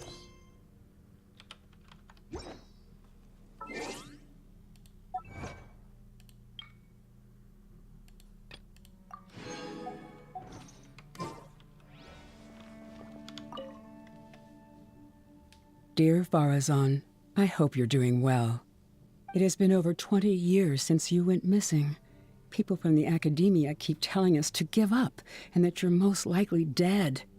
But somehow, I feel like you're still alive. Yes, that you live still in some corner of this world. You've always been persistent, able to shine no matter what situation you face. I believe that this persistence serves you well in surviving and finding your way home. Unfortunately, I likely won't be able to welcome you home when you do. I don't have much time left, and my reflexes have slowed. Others keep telling me to stop exploring ruins. Only Tamimi is still the same as before, always running off to places which you've been to. Your teacher and friends came up with an idea to remodel Tamimi, so it can search for you in our place.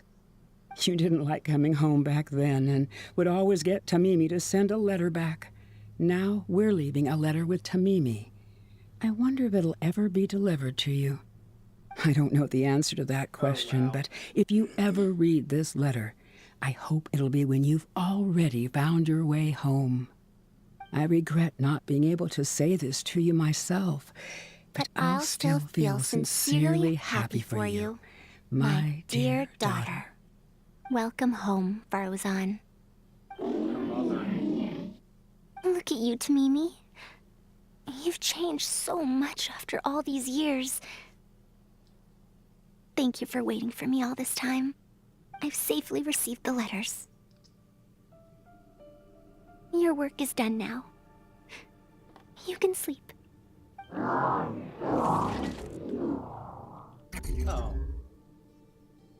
I'm not emotionally affected, but that's definitely very sad. Tamimi, the mechanical life form I encountered back then. When I would go on expeditions, it would follow me, take notes for me, and send my letters home. When I met with that accident, it was on the way to deliver a letter for me. I once thought that I'd never get to see it again. I didn't expect my teacher and others to remodel its self-repair function, upgrading it to self-learning. And so, in order to plumb the depths of unknown ruins and overcome dangerous traps, it repaired and modified itself using parts it found along the way. 1 decade of wandering became many, and soon, Tamimi, which used to be incapable of even moving heavy objects, became the Ruin Wanderer. All so it could deliver these last letters from them to me. The strain to support such a huge body must have turned out to be too much for your heart, right? Even after the remodeling, its restitution module still can't function perfectly in perpetuity. It has been pushing itself beyond its limits over the past few decades. Just like a living being, mechanical life forms have a limited lifespan. It probably became trapped in the ruins all those years ago because its shelf life had run out. It most likely only reactivated because it detected my presence. And then it mustered up everything it had to deliver that last letter. Now, it can finally rest in peace. Tighnari told you what happened to me, right? You don't have to apologize. It's not like this incident is a secret in the academia. Besides, I've always treated it as a failed experiment. As a researcher, I must accept this result. However, finding out that so many people were affected by my failure does make me feel somewhat conflicted. Can you head back to Pardis DI first? We've been here for a while, and it's best not to make Kale and the rest worry. As for me, I want to stay with Tamimi for a bit longer. Just a bit.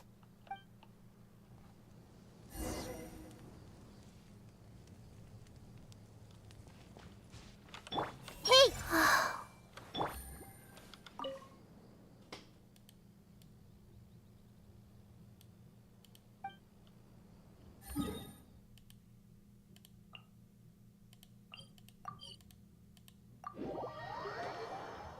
Well, that's a little bit depressing.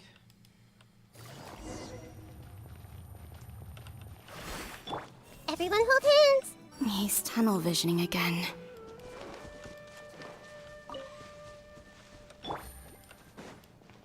Loaded. I wish they'd recommend some people with actual competence for once. Hey!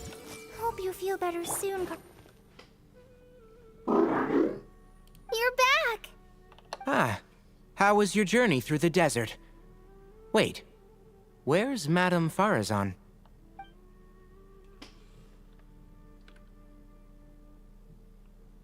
Tell the truth. There's no harm in telling him. Oh no. She finally got to reunite with an old friend from 100 years ago. But... As a researcher, she could perhaps accept it.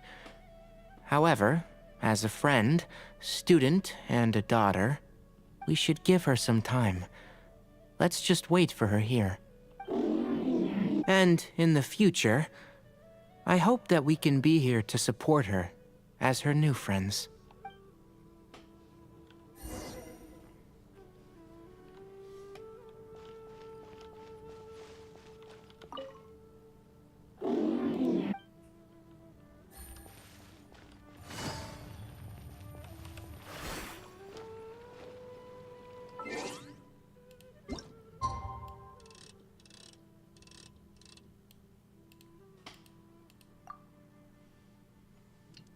Looks like this was another 2-hour hangout event.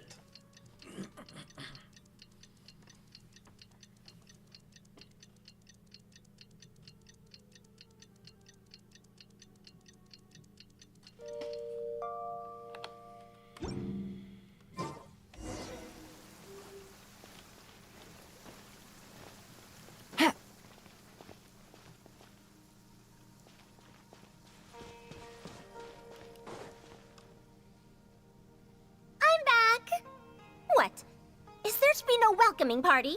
We've all been waiting for you, Madame Farazan. That's more like it. Now, here are some components I brought back from the desert. Switch these out with the ones Karkata is using right now, and it'll be back in ship shape. Huh? Why do you all look so solemn? Come now. Liveliness befits youngsters more. Madame Farazan, did these parts come from... Come now. I thought that you must have encountered some major problem. This isn't something you have to worry about. Well, it looks like you already know everything. But no need to feel bad. Like I said before, as researchers, we must learn to accept our failures. Tamimi had been operating beyond capacity for a century, and I'm unable to repair it with my current abilities. Not even with these parts. It would thus be much better to use them to extend Karkata's lifespan. As a senior, it is only right that I do something for the people who come after me. That holds true for both researchers and machines. Besides, I didn't say that I would be giving you these parts for free. They will only be used for Carcotta temporarily. Otherwise, you wouldn't be able to help me with my research. I'll be sure to revive Tamimi once I've fully deciphered and replicated the creations of the ancient civilization. All right. I'll do my best to help. Me too. Although, I'm not sure if I'll be much help. Thank you. If they could remodel Tamimi successfully even back then, there's no reason why we won't be able to do even better. And when that day comes, I'll be sure to say, welcome home, Tamimi.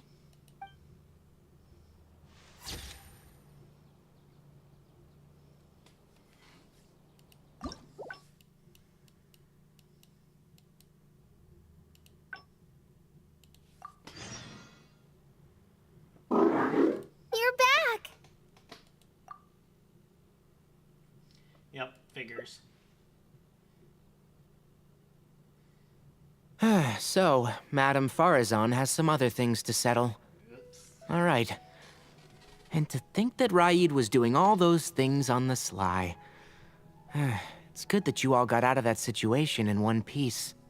Madame Farazan will be able to repair Carcotta when she gets back, won't she?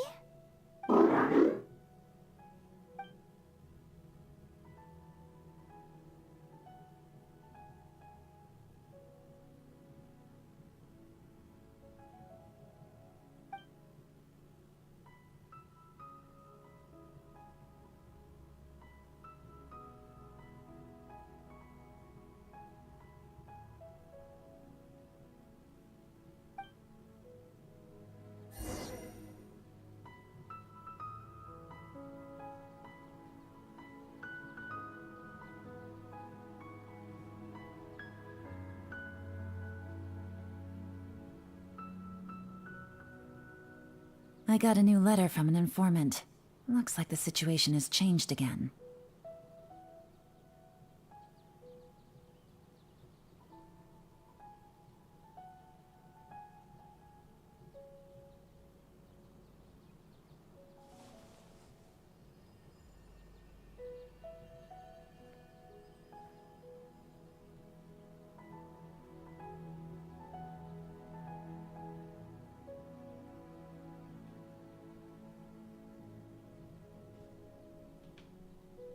What did I just miss?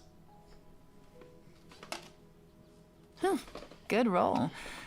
All right, maybe I'll take one more day off and knock out the rest of the work once I'm feeling up to it.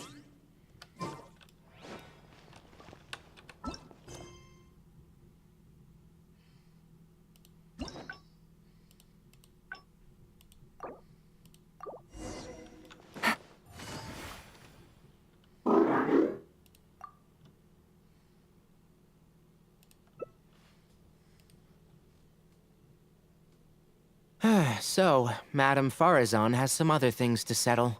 Madame Farazan will be able to repair Carcotta when she gets back.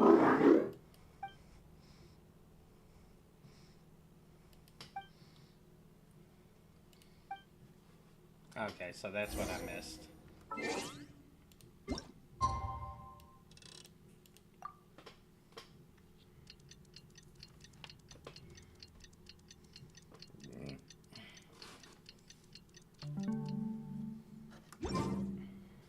I'm back! What? Is there to be no welcoming party? Madame Farazan, we're over here! That's more like it. Now, here are some components I brought back from the desert. Switch these out with the ones Carcotta is using right now, and it'll be back in ship shape. So this is a relic of an ancient civilization. Unbelievable. Thankfully, it didn't end up in Raid's unscrupulous hands. Unscrupulous, huh? Sounds like you already told them what happened. Told them about Raid. Is that so? Thank you. We will talk about everything else later. It's nothing. I've already given all the evidence we have against Raid to the Academia. They're going to be very busy. Too busy to bother us, I'd wager. I'll start repairing Carcotta then. Kale, can you help me out? Of course!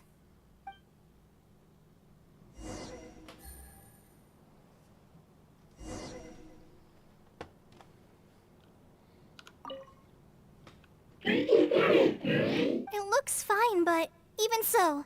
It needs to properly rest up. I don't think Madame Farazan seems to have a lot on her mind. Now's probably not the time to pry. Will I be able to take Karkata with me on patrol duty in the future? Probably not.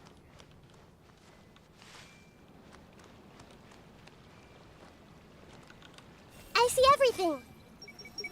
Surely everyone knows quantity cannot make up for quality. Hey!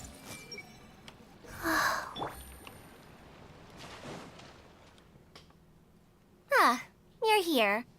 Thank you for keeping Tamimi a secret. If I tell them about Tamimi, will they still feel happy for Karkata?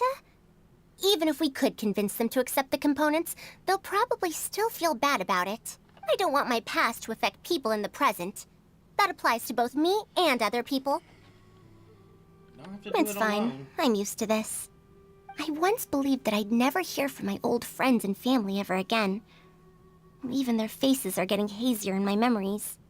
However, I could remember them clearly again after reading the letter Tamimi handed to me and learning that they'd never given up on me. That's more than enough.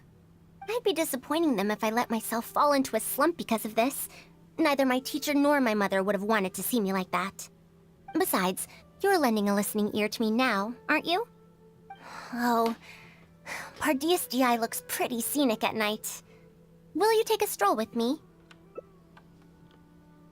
Once Karkata's condition stabilizes, I'll find a chance to tell Tainari and Kale about all that. But for now, just help me keep this secret. Thank you. Whether it's 100 years ago or now, I have people who worry. I suppose I should consider myself quite fortunate. The only time when I felt otherwise was when I had just returned to Sumeru. No one came to check up on me then.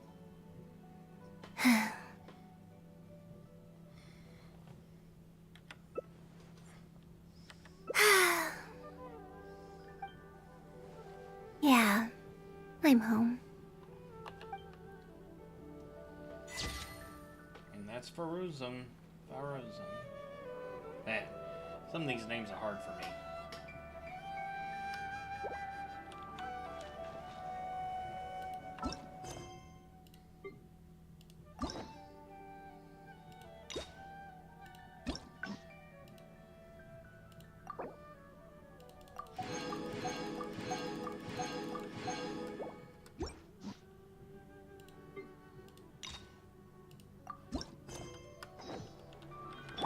Everyone hold hands. This place is so boring. Maybe I should have another chat with that researcher.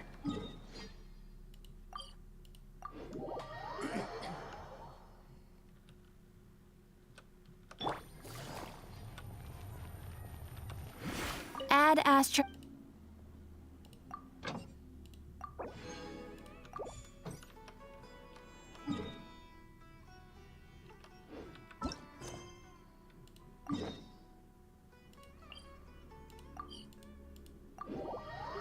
Alright, Risley.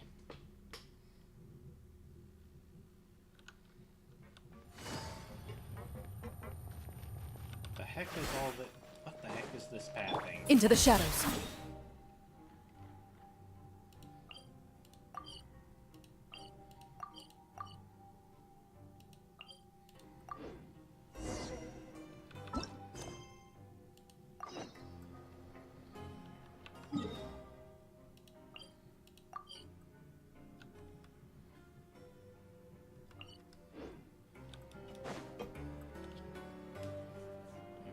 We once thought the Fortress of Meripede would be super scary, but looking back on it, it really wasn't that bad at all.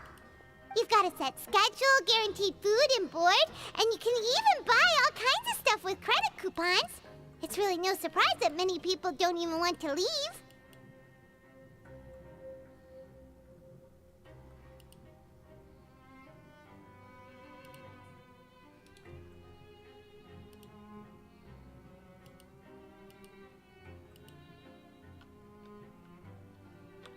Probably have Risley as that Oh, for that. you mean Risley? He's definitely a pretty impressive leader. Well, he does look kind of intimidating, he's actually pretty easy to talk to once you've had a conversation or two with him.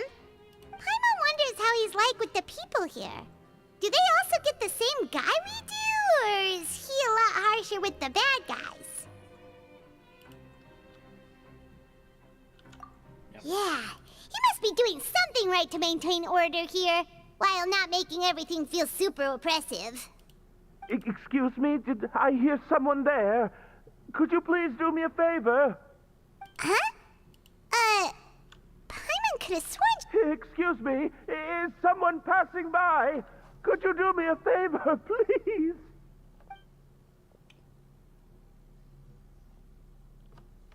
Nope, Paimon wasn't dreaming. There's someone over there for sure. But Paimon doesn't see anyone. Oh, did you hear my call? Thank you so much. I'm over here, inside this big box. You're inside the box? Oh, no wonder Paimon didn't see anything. Well, come on, Traveler, let's go take a look. Yep. Why are you hiding in here anyway? If we hadn't happened to pass by, you could have been stuck for days. It's a bit complicated. Can we not talk about that for now?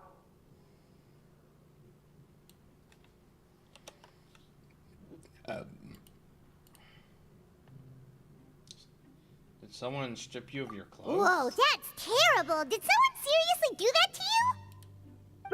No, it was nothing quite that serious. I'd just like some help finding my hat.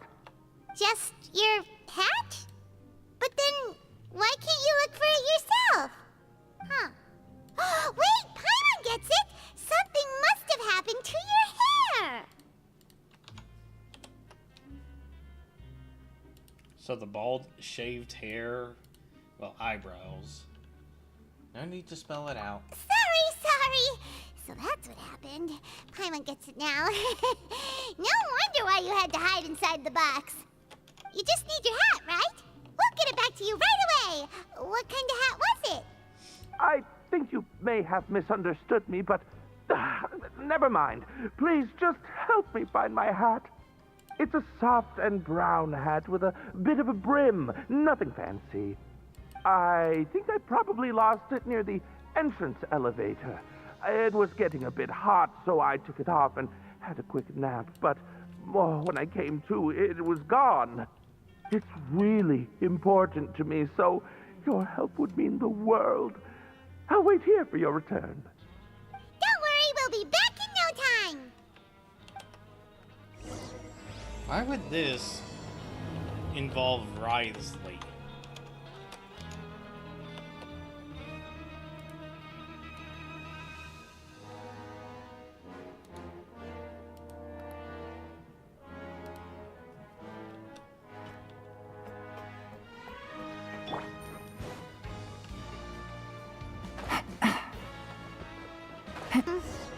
Paimon doesn't see anything here. Let's go somewhere else. Just where is that thing? Oh, this is taking longer than Paimon thought.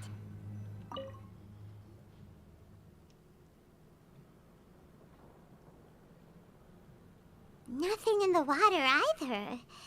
Paimon thought it might have gotten blown in. Oh, we've looked everywhere and still not seen anything that looks like a hat.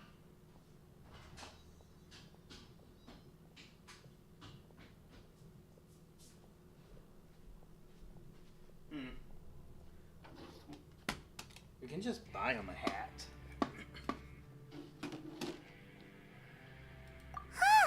That's a good idea. If he's just looking to cover his head, then it shouldn't matter what kind of hat he's wearing. Why don't we check out the Rag and Bone Shop? If memory serves, they got all kinds of stuff in there.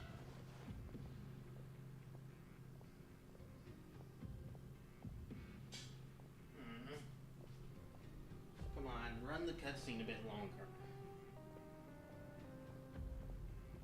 I'm only getting that. How did you know what Paimon was thinking? Oh, this is bad. Nothing gets past you nowadays. Well, either way, let's go check it out first.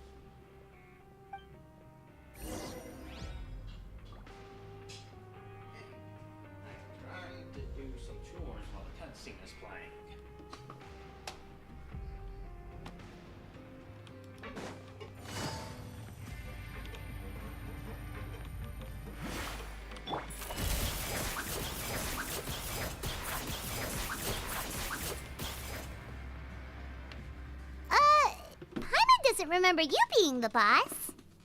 Well, I'm just standing in for Mr. Alvar while he's off restocking the shop. Now, just wait a sec. A blonde foreigner, dressed all in white, accompanied by a glaze-covered flying chunk of gingerbread. Well, you must be the legendary traveler and their companion Paimon. No! Well, you're half right. Paimon's the traveler's treasured companion, sure, but she's not some flying chunk of gingerbread! Sorry, I never thought I'd get the chance to see you with my own eyes, so got a bit ahead of myself. I hope you'll find it in your magnanimous hearts to forgive my discourtesy. I'm just a nobody, after all. There's no need to put yourself down like that. Paimon's just venting. Why, your heroic actions at Araneus have long made their way to the fortress of Meripede. We heard that you were personally received by His Grace when you made your way down here, you know. Ah, you were the envy of all. And you're one of His Grace's favorite people, so of course, everyone wants to be introduced to you.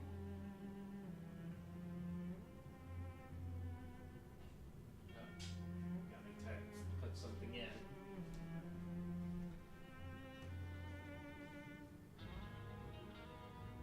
I thought I made it as a hero. Well, I'd figure you'd appreciate honesty over flattery. After all, I also only joined up here because I'd heard Mr. Alvar was a good friend of the Duke. And though I've only caught scant sight of His Grace since then, as fate would have it, I've become fast friends with Mr. Alvar himself. I mean, we've all got agendas, but rather than trying to force something to be true, it's often better to just go with the flow. Oh, so now you're trying to kiss up to us. Well, I did mean it when I called you legends, and it is indeed an honor to meet the two of you. Oh, enough of that. Is there something you're looking for? We're looking for a hat. No problem. Anything else? Hey, feel free to check out anything you want. The credit coupon costs are on me. Wait, but that's, you don't have to be so nice. Well, it's not like I'm getting paid to watch this shop. Instead of more coupons, Mr. Alvar usually lets me just take my pick of our goods. Life's been pretty good recently, so I might as well just waive your bill. Never hurts to make some friends.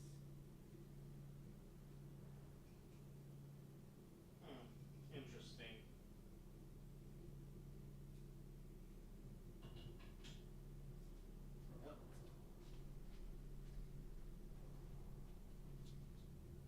All right, Paimon will take a look. Yeah, if there's one word Paimon likes. Are you sure you don't want more? These opportunities don't come by every day, you know. It's all right, 2 will do.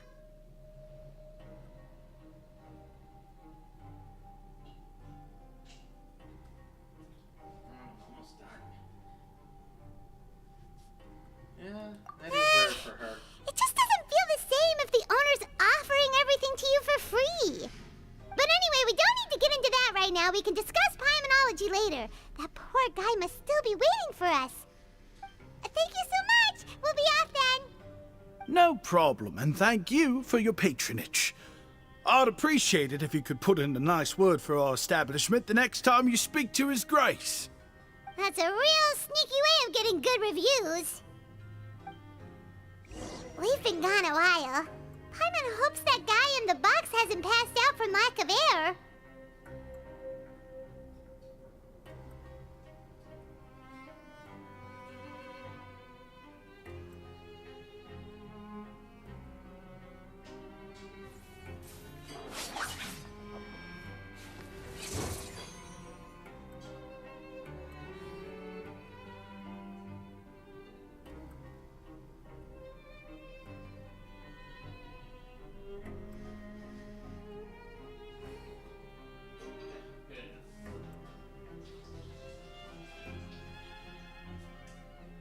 I've faced many opponents in my duels.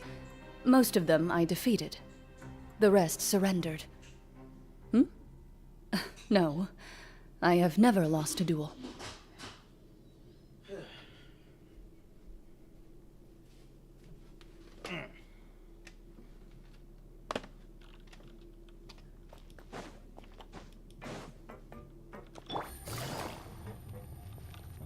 Weird.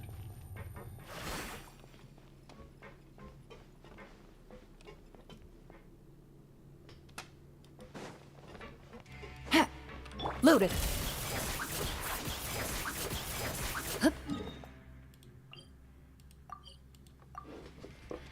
feel like something happened to my mouse sensitivity all of a sudden.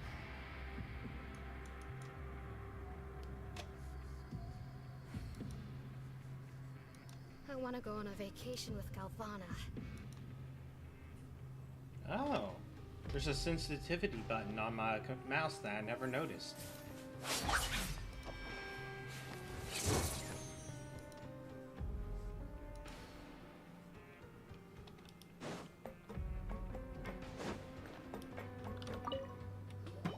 Didn't know that was available. You can come out now! We found your hat! You did? Oh, Archons, you've just saved my life. Just one sec.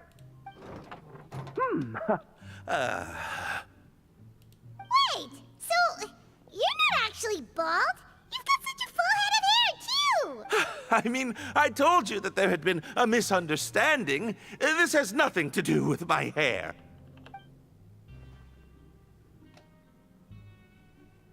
Wait, this isn't my hat. Well, we got you a new one. We tried really hard to look for your hat, but no dice. Ah, I see. Thank you so much. I'm really grateful, but unfortunately, there's just something special about my hat. Does it have some kind of sentimental value? But, sorry, I can't explain at the moment. Time's tight as well, so I suppose I'll keep looking for a while. If you're looking for a hat, I just picked one up over here. Is it yours? Your Grace! Oh, hey, Risley! It's been a while. Well, it's a slow day today, so I decided to go for a little stroll. Even if your workspace isn't cramped, it's still good to get some air. I'll say, I'm not at all surprised to find the two of you here. You never could turn down someone's request for help. It's what good adventurers do, after all. Is that so? Maybe I should consider asking the Adventurers Guild to open a branch here. As I recall, these hats are very important to members of the Beret Society. Best you avoid misplacing it again, You might not have the same luck next time. Understood. Thank you so much, Your Grace. Then I'll be off. I'll get going now. What a strange guy. Why did he care so much about his hat? Oh, and has he done something wrong? When he saw you, it was as if he'd seen a ghost. Well, they're usually nervous not at around all. him. In fact, members of the Beret Society are model prisoners. They work hard and never get into trouble. They've saved me a lot of work, in fact. As for him, I'd guess he's just more of an introvert. It's not unusual for the more shy prisoners to freak out when I show up unannounced. Huh? Shy? There are prisoners who are afraid to talk to people? Prisoners are still people, after all. There are as many crimes and motives as there are stars in the sky. The idea of the criminal as a selfish, heartless brute is just a stereotype. Such labels could never capture the complexity of even a single individual person. What kind of a person a prisoner may be and why they've committed a crime, we'd never know these things if they don't share their story with us. Huh. You've got a point. Anyway, it's all good as long as it makes sense to you. Although most of the societies here will just turn individual brawls into mass ones, the Beret Society does appear to be an exception, and it's instead trying to experiment with some novel and interesting things. If you have some time, why don't we grab something at the Coupon Cafeteria? It'll give us time to catch up, too. And if you're still interested in the Berets after that, I can take you to their usual gathering place as well. Paimon's not the biggest fan of that cafeteria, but if we're gonna catch up... All right, then, please follow me.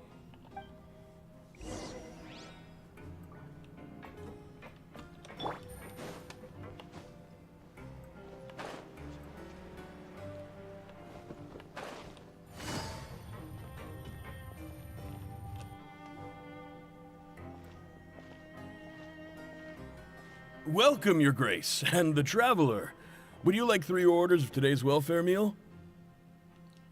Unfortunately, we weren't informed of your visit in advance, so we didn't prepare any super deluxe welfare meals today. I'll pass on the food, then. What about you? Super deluxe or bust. Then Paimon will also pass. Paimon will save her stomach for something better.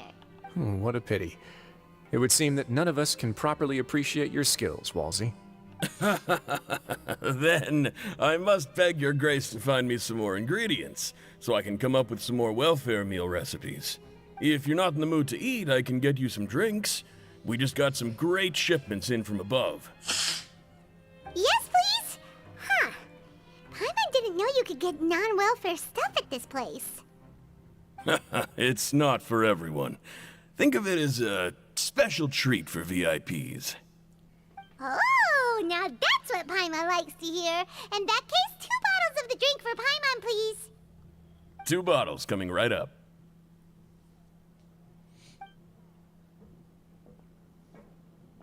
Our first meeting took place on short notice, and we were both swamped by everything that happened after, so there was no time for more casual chit-chat. I'm actually quite fond of stories, you know. Of course, the others have already told me a lot about your deeds in Fontaine, but I'd love to hear it straight from the source. Whoa. That'd be quite the long story.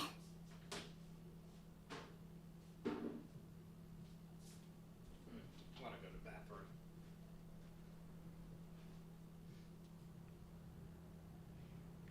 But tooth and nail for justice. Impressive. Not all who possess the courage to risk their life for their ideals also have the strength to make it out unscathed. Had you not possessed these remarkable qualities, I probably wouldn't have had the chance to make your acquaintance in the first place. Paimon gets the sense that you're trying to flatter us. That guy we talked to earlier was obviously trying to get us to put in a good word for him, but you're the Duke, right? Why would you need to get on our good side? Well, after all, you did help the fortress and I maintain our autonomy. Is it so strange that I would want to give a few words of praise out of genuine admiration?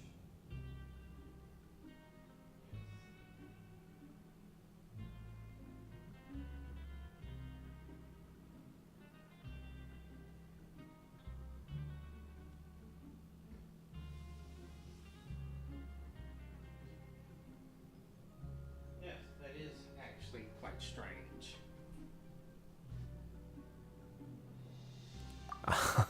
So this is a matter of trust. Which is unfortunate, since I don't have nearly as interesting of a story to offer about myself.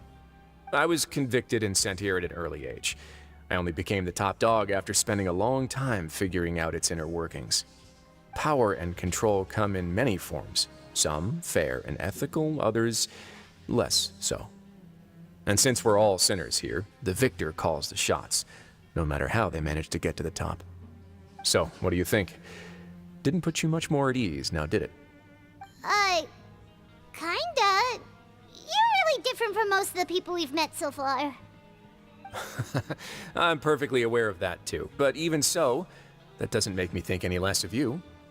I would very much like to maintain friendly relations with you two.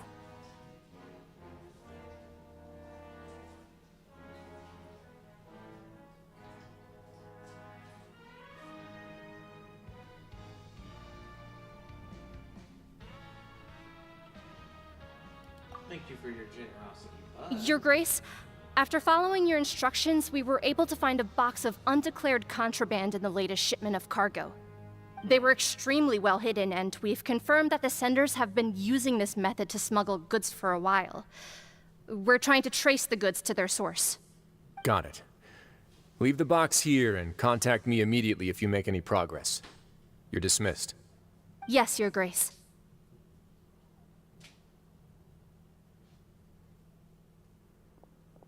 Sorry, I'd almost completely forgotten about this. She mentioned something about contraband. Are they, like, dangerous goods? Not necessarily. The term is just applied to things people want to bring in on the sly. Many people here are experts at pulling rabbits out of the most ordinary hats, so we have to examine everything carefully. Now, what do we have here? It's more or less what I expected. Whoa, this is certainly a box of curiosities.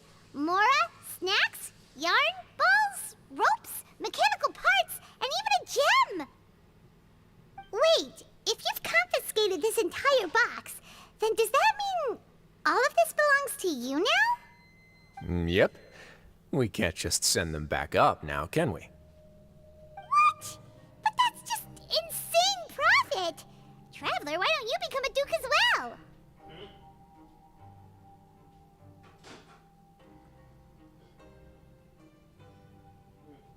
Not my thing.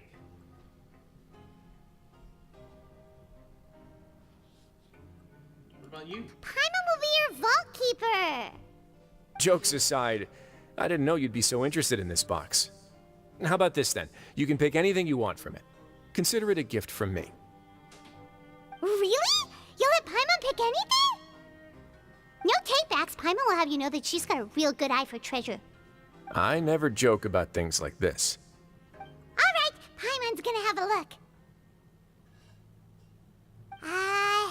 Paimon wants this one. This dark, sparkly gem. You just know it must be worth a ton of Mora.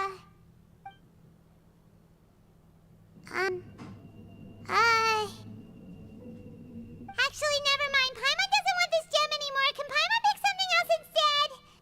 What's wrong? There's something weird about this gem. Paimon remembered a lot of bad things when she picked it up. Paimon couldn't even tune them out. It's as if the gem was just drawing them out of Paimon's brain. It was super spooky. Is that so? Let me give it a try.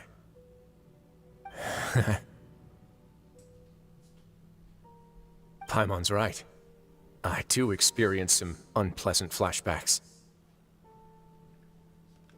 Oh, let's Are you sure? I wouldn't exactly call it fun.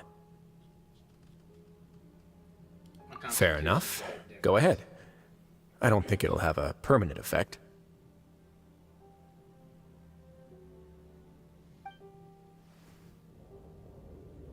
Definitely want to watch this firsthand. Yep. Are you okay, Traveler? You also saw something, right? I'll take this gem then and run a thorough investigation on its properties. Paimon, feel free to pick something else. Then... actually, never mind. Paimon's gonna pass. Paimon was thinking about one of the snacks, but who knows if it'll also make Paimon sick.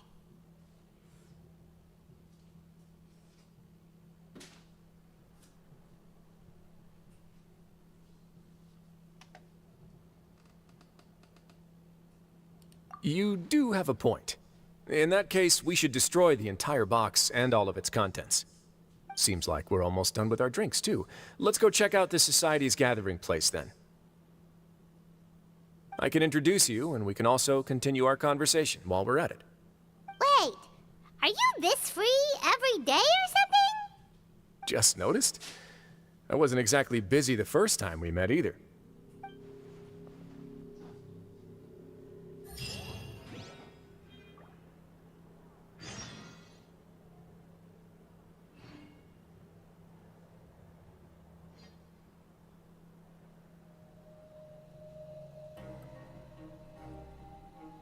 I got a new letter from an informant. Looks like the situation has changed again.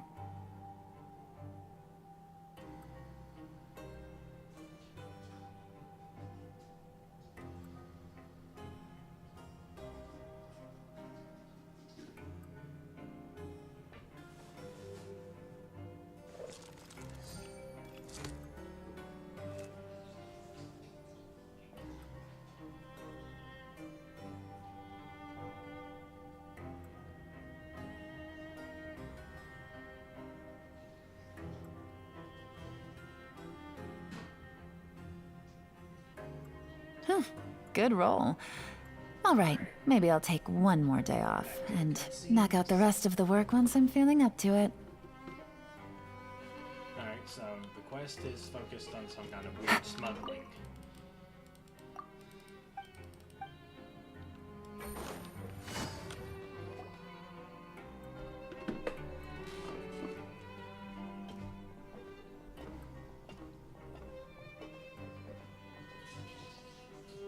We are honored by your visit, Your Grace. All of us at the Society have been waiting for your arrival. Are these your two guests? Mm-hmm. Let me introduce you to them.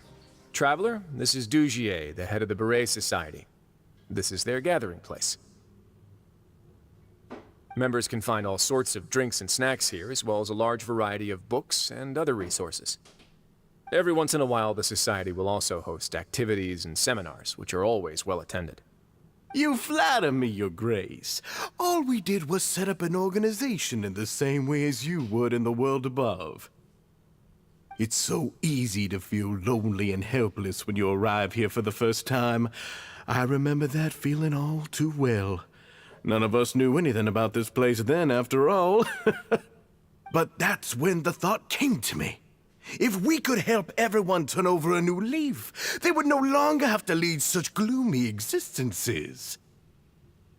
Thus, it was with your help that I founded the Beret Society.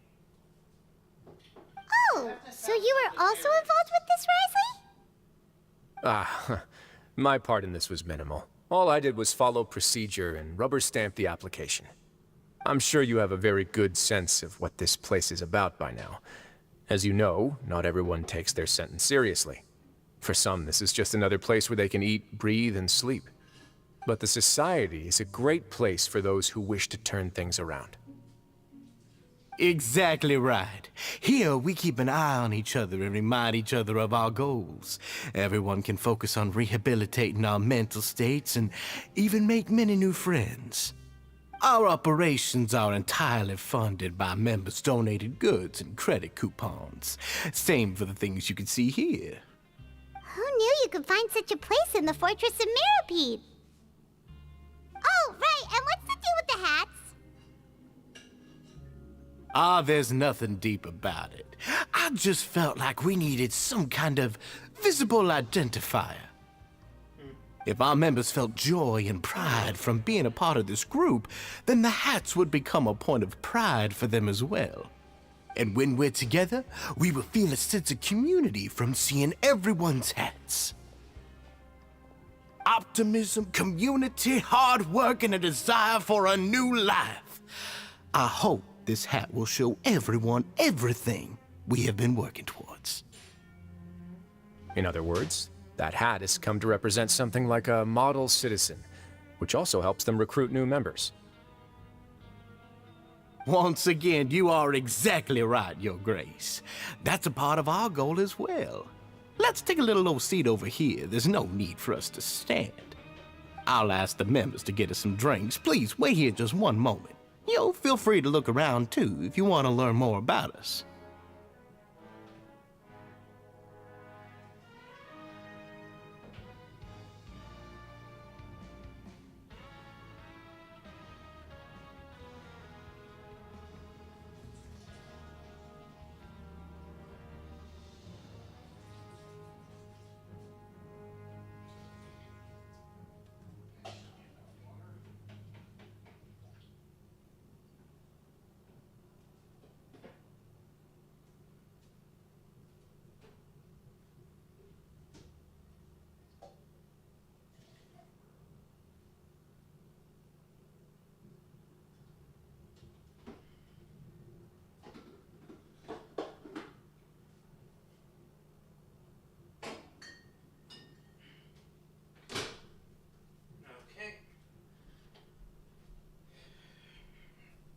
Those bit of chores are done. Oh, right. What happened to your slow day, Wriothesley? Huh. Seems like I shouldn't underestimate an adventurer's keen sense of observation. I'll bear that in mind the next time I need to do something low-key. Kidding, of course. We're just discussing some small matters. It shouldn't take long. We've also already gone over the organization's vision. Instead of listening to me try to explain some more, maybe it'd be better if you took a look around for yourself.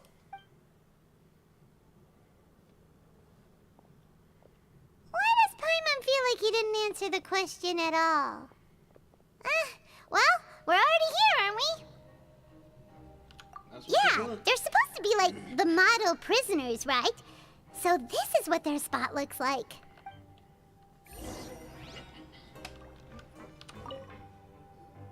Welcome to our gathering place. Is there anything you'd like me to explain to you? Oh, it's okay. We're just taking a look around. Well, that's not a bad comparison. It is my job to explain our amenities and benefits to our latest members. I'm sure Mr. Dugier has already explained some of it, but allow me to fill you in some more. Besides this space, which our members use to rest and relax, we also have an entertainment room, a fitness room, and a self-study room. These rooms are open to all of our members. We want everyone to be able to use their free time to the fullest. Wow, that's pretty cool. Do you have a restaurant too? If you did... Unfortunately, we don't. For matters like that, we still have to rely on His grace. We started a collaboration with the cafeteria a while back, though, so they'll let us borrow their kitchen to do some simple research into recipes and cooking. Yeah, Paimon can definitely see how it'd be easier to live your life if you had all this support. Yep, and that's exactly why Mr. Dugier founded the society. We all think we made the correct choice to join him.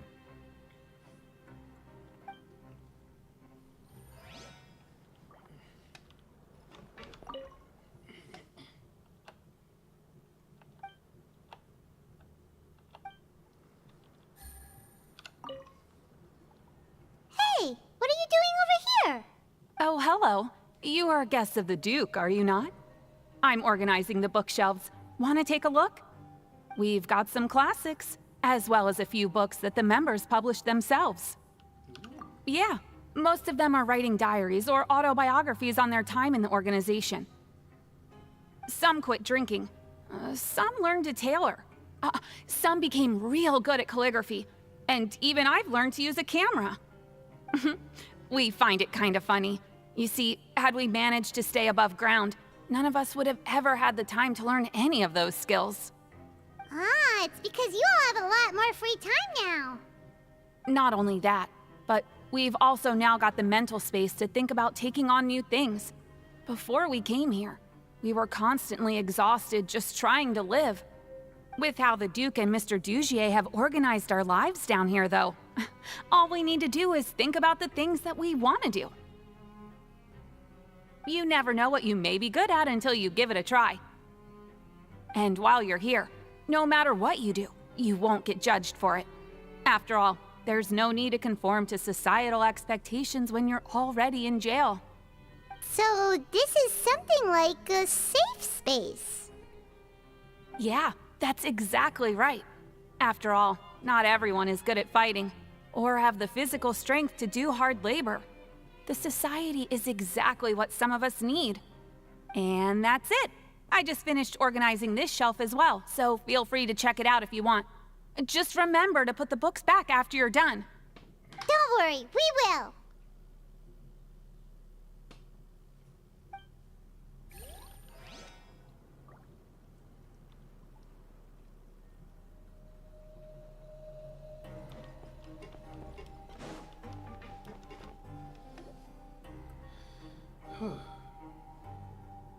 Hey, you there, newbie!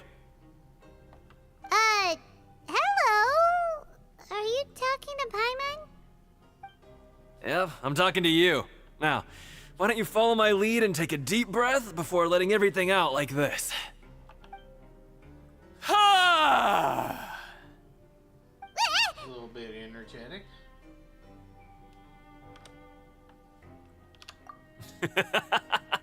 That's how I pump myself up every day. A lot of my friends have found it super useful too. With one shout, you can release all the fatigue, resentment, and unpleasantness from your lungs and return to the day with all the optimism in the world. Why don't you also give it a try, huh? I promise that it'll work. Paimon's gonna pass. Feeling shy? That's alright. As long as you remember this trick, it'll come in handy one day. Just remember to take a deep breath and let it all out if you find yourself at your wit's end.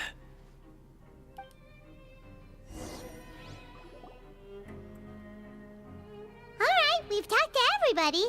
It sure sounds like they're all pretty happy. That would explain why Risley only had of good things to say about this place. Huh.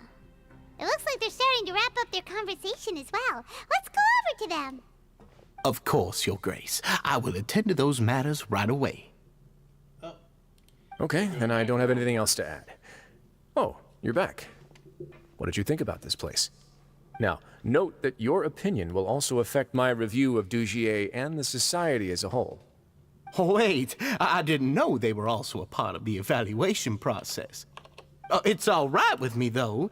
I'm pretty confident about our growth and activities. Paimon thinks it's pretty good.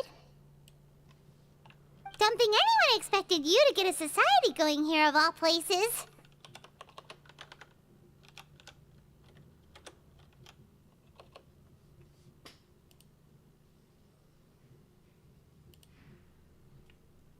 Seems alright on the surface. Yeah, you're right. By themselves, our resources probably don't feel like much. The prisoners here all have very different personalities and psychological needs. Our needs are like violent beasts. If we can't face them properly, they'll grow restless and enraged, causing pain and conflict. But if we can placate them, they lose their fangs, and they can even be converted into fuel for far nobler pursuits. Which is why, in my opinion, learning to reconcile with oneself is the first step on the path to redemption. You've hit the nail on the head, Your Grace. Before I founded the Society, I had met too many people who could not come to terms with themselves. And I'm sure that a part of your support is rooted in your desire to help those people find their way. And Paimon thought everyone was enjoying life just fine, working and fighting. Of course, that lifestyle is more than enough for some people in the fortress. For others, though, they would just be useless distractions. Speaking of fighting, I'm not sure if you knew this, but even His Grace sometimes fights in the ring. What? You fight in the ring too? Wearing those high-tech boxing gloves of yours? Oh, I almost never need them.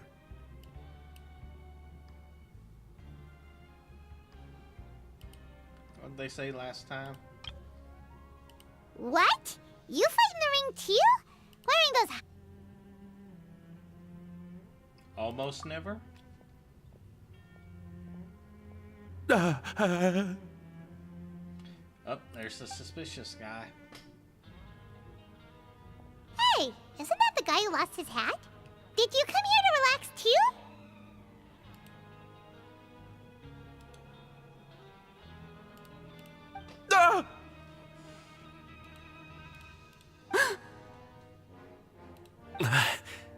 The hell? What's wrong? Did you forget about us already? Are you feeling all right? You are looking a little pale. No, I'm fine. Thank you for helping me get my hat back. I'm sorry, but I've got to go. Oh, that's super suspicious. He's still as weird as before. Paimon's kind of used to it by now, though.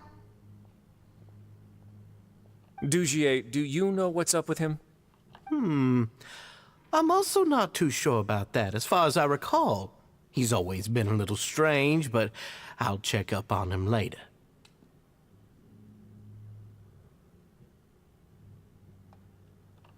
After all, it's my responsibility as the leader to make sure that no one falls through the cracks. We'll leave him to you then. Where were we before we got sidetracked? Something about boxing gloves. Oh, right, about that. You might have thought that I was joking, but in a place like that, everyone will use everything in their power to win. Nope, gotta turn on the auto. And when emotions run high, things often spiral out of control. That would be when I need to pull out my gloves to maintain order. Sometimes you might need more than just gloves as well. This pair of handcuffs has also come in handy quite a number of times. Oops. Oh, isn't that awful gem? You're still carrying it with you? Yeah, I kept it on me because of its special qualities. It won't affect me as long as I don't let it come into contact with my skin. Go on, you guys. Pick up the item for His Grace, would you? Yes, right away. Do not touch it. That gem shines with quite the dazzling light. I hope it hasn't been damaged. Your Grace, please let me know if there's something wrong with it now. It still looks good to me. Say, Dugier, have you ever seen a gem like this? Never, Your Grace. Don't think I've ever been rich enough to afford this kind of a thing. I guess that's fair. We've already gone over most of the things that I wanted to talk about, so let's wrap up for the day. The Traveler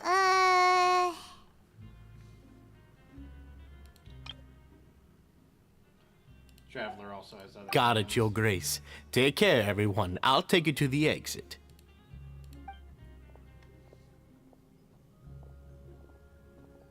Traveler, Paimon, it was an honor. I'm sure everyone would love it if you were to visit again. And that goes for you as well, Your Grace. We wish you all the best in your endeavors. And same to you.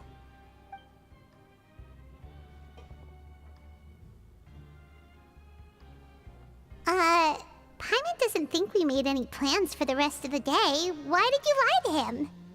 Well, what's your opinion of the Society now that you've taken a look around their headquarters? Paimon thinks it's pretty chill. Weren't you complimenting them the entire time as well? Paimon doesn't remember exactly what you said, but wasn't it something along the lines of encouraging people to embrace their new lives with optimism?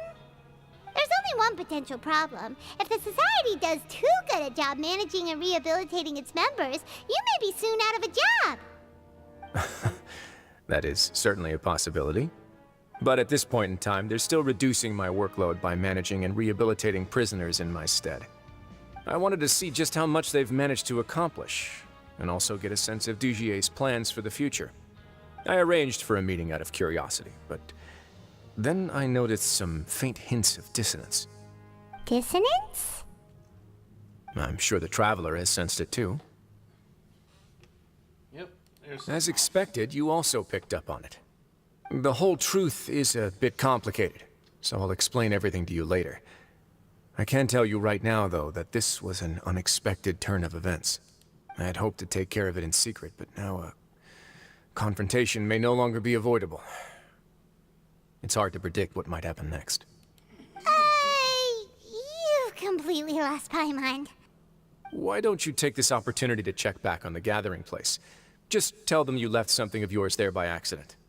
If my hypothesis is correct, Dugier should already have left. And with his watchful eye removed, you may well get a very different reception from the members.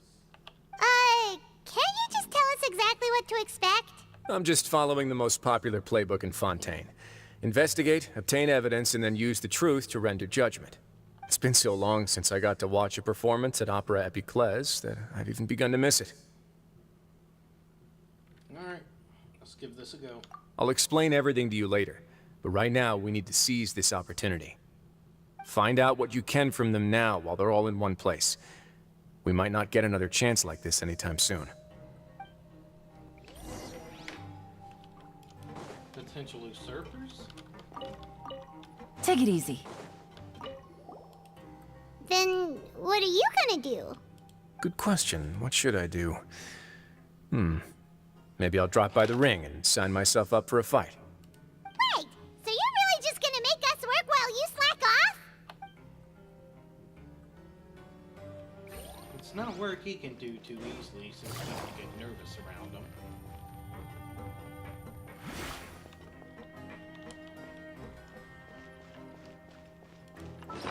Didn't know I'd... Ooh, I should have been using these.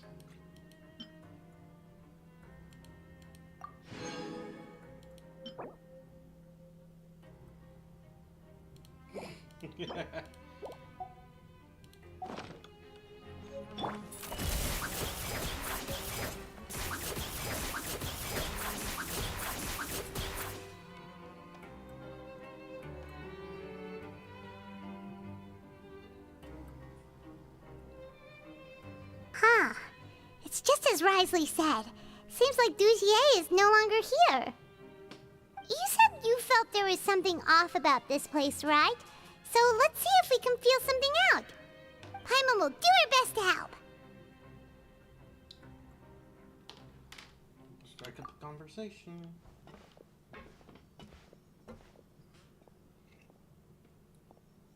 Wait, you guys are...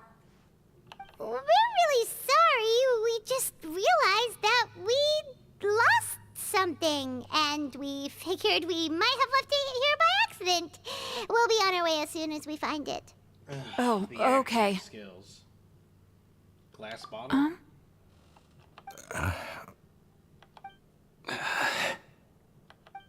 Nobody? Ice in my hand. It's okay. There's no need to be nervous. It's not like we lost a whole bag of Mora or anything. We'll just look for it ourselves if none of you caught a glimpse of it.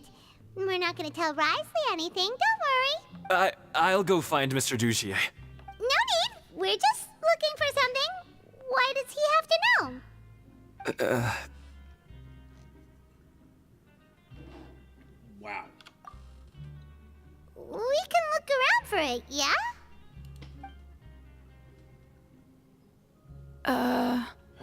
They are obviously part of a conspiracy. They are obviously conspiring. Fucking hell.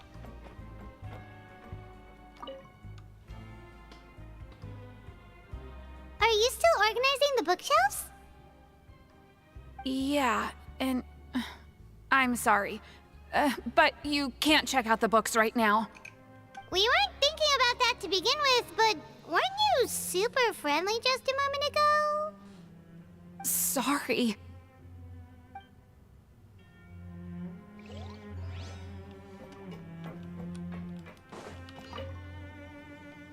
Hey, hello? Anyone home? Hello? How can I help you? The Beret Society offers a variety of resources and benefits to its members, and, I mean, you've already heard my spiel. I don't know anything beyond what I've already told you. You don't know anything? Sorry, that's not what I meant. It's just... there's nothing more I can tell you.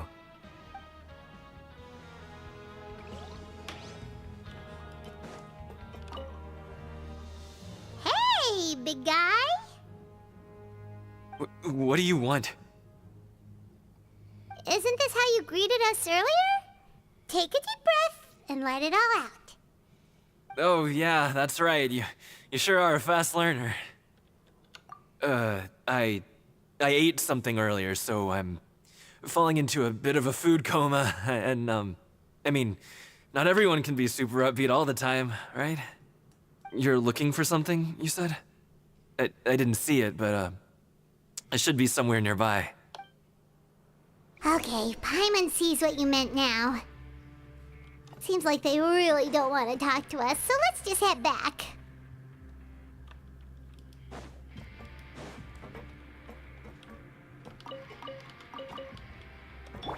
Well, that was villainous as hell.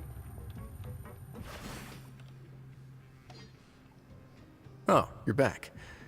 How are things at their headquarters? It was as if they had all turned into completely different people. That would prove my suspicions.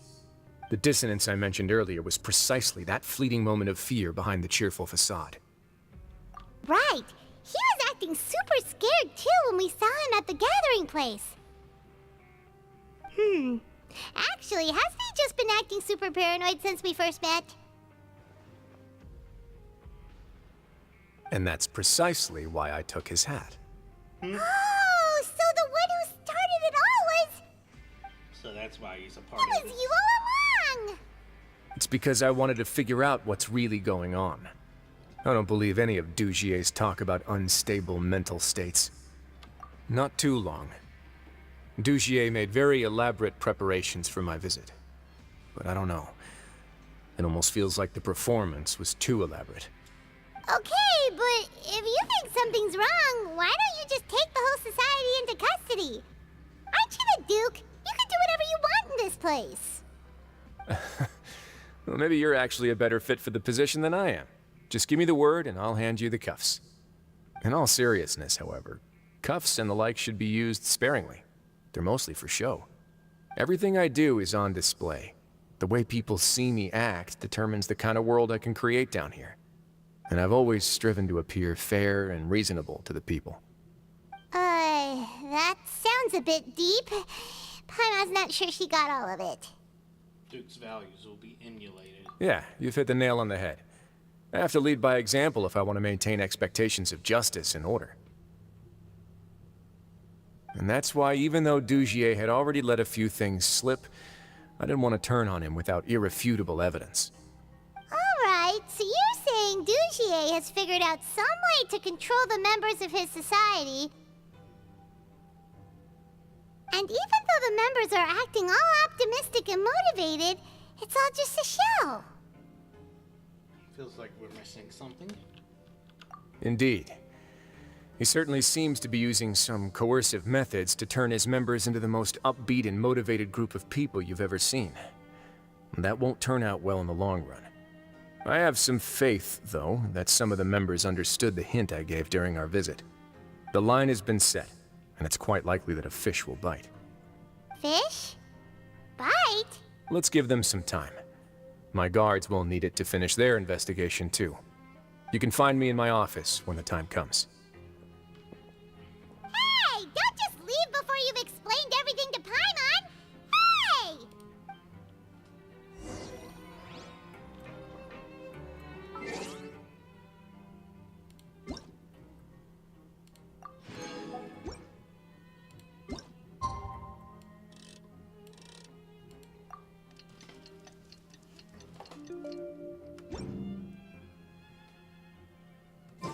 It's finally evening. Wriothesley's probably wrapped up his investigation. Paimon has no idea what that guy's thinking. Let's just go find him and ask him what he's really up to.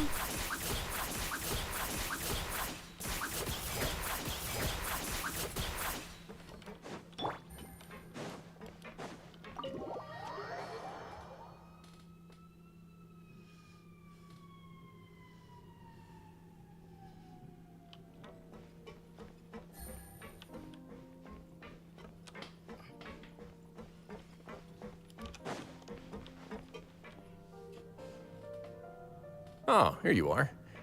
Did you manage to land a lucky pull on the welfare meals tonight? Let's just get straight to the point. Has anything else happened with the society? Patience, Paimon. Even as the situation continues to brew, we still need to make sense of what we learned so far and go over any sticking points. I'm actually still thinking about the first thing that came to my mind when I noticed something amiss. Namely, why didn't anyone come to me about it? Oh, that's a good point. Could whatever they're afraid of be so powerful that even you won't be able to do anything about it? But even if such a thing existed, how could they be so sure without checking with me first? It'd be one thing if it was just one or two people, but it seems like everyone's convinced that I won't be able to help. Which leads me to believe that it's more likely that they think I just wouldn't care to help them.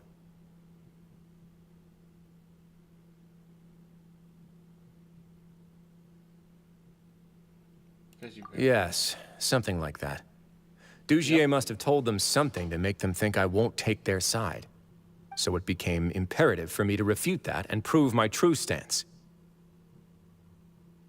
Of course, I had originally planned to do this in a more covert way, but I had to improvise when you identified the guy who'd lost his hat with everyone present. There was no way to keep our investigation a secret after that. That makes sense. Wait, then does that mean it was all Paimon's fault? The last thing that guy wanted was for Dugier to find out that he'd lost it. He would have never brought the matter up on his own. But now, not only has Dugier found out that he'd lost his hat, he's also realized that we were the ones who found it. That likely set his internal alarms off all at once. Yes, that's the conclusion I came to as well. It's the only thing that could explain the fear. If we didn't act right then and there, Dugier would probably come up with some other way to hide the truth and we'd be back to square one.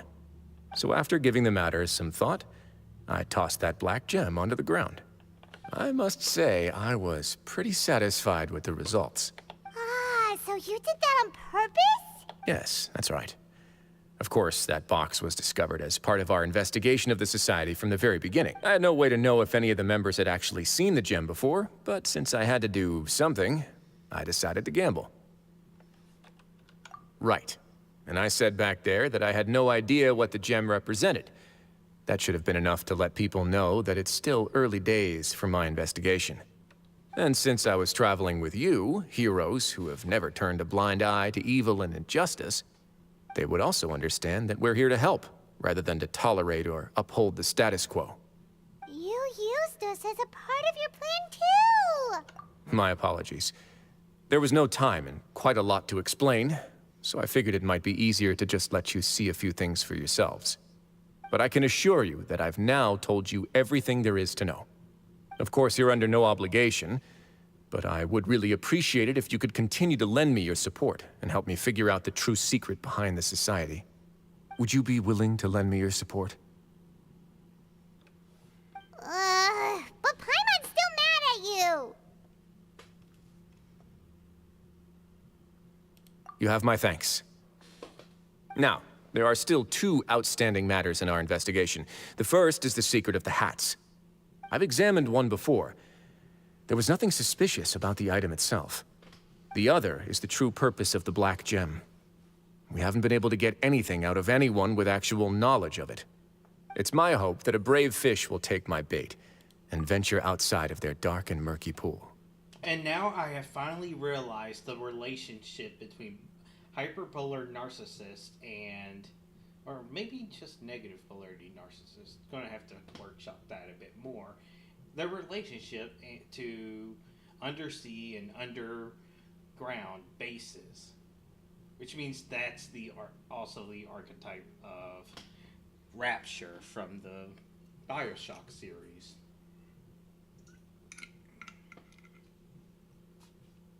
I'll put some music on while we wait.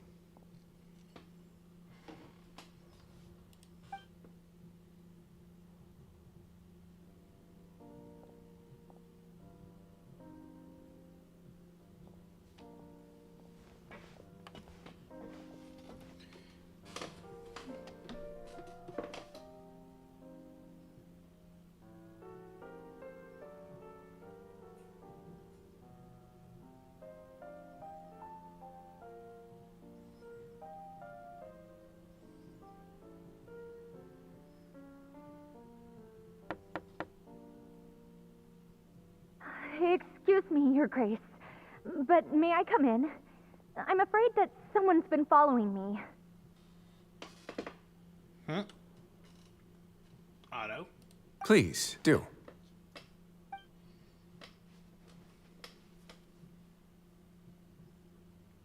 Well, I don't recognize you. I apologize for my lack of composure. These 2 are the guests that came with you to our gathering place, correct? Yes, my lover Fasol told me all about you. Please, help us, Your Grace. He's in great danger right now. Slow down, take a deep breath, and start from the top. What happened at the Society? I'm sorry, Your Grace. I will try. I think I should start from when you saw Fasol last. You mean when we saw him at the gathering place? Yes, he fled immediately, but many members are hot on his heels. Thankfully, he still managed to meet up with me and explain everything that had happened. Now that he's lost Dugier's trust, what awaits him is agonizing censure. Censure? Censure is Dugier's method of establishing control, as well as the thing we all fear the most. Rather than listening to me explain what it is, Your Grace, please, just let me show it to you. Every secret may be found within...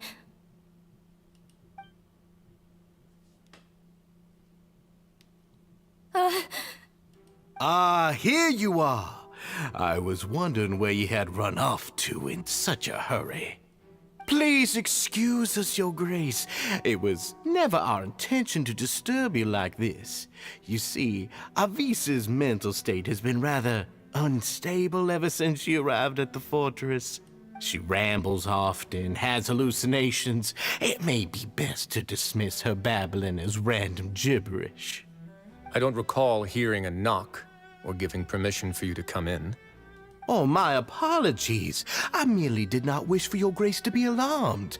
Had I not been so focused on recovering her, I would have followed all the rules of etiquette to the letter. So please, forgive my discourtesy. Like we'd believe you.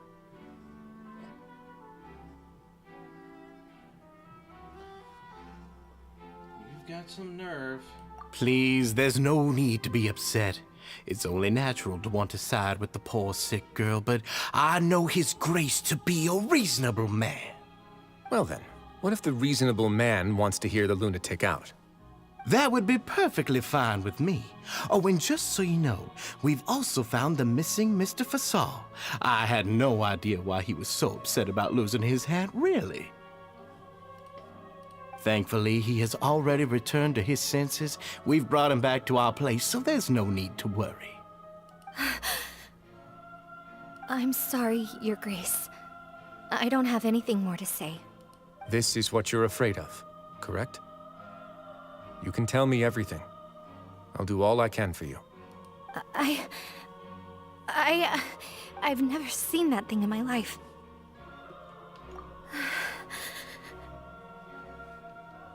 Your Grace, I don't think there's anything else she would like to say. Pressuring her will not get you anywhere. It's all right, Avis. As long as you tell me what it is that you're terrified of. No matter what it is, it will no longer be able to hurt you. I swear this on my name and honor as the Duke. Your Grace, forget it. I'll keep my mouth shut. I've already said everything I could say about the matter. I'm sorry, Your Grace, but I really don't have anything more to say. Please, don't press me further. But why? In that case, Avis and I will be off. Once again, please accept my apologies for disturbing your peaceful evening, Your Grace. Miss Avis, please show me your head. That is an order.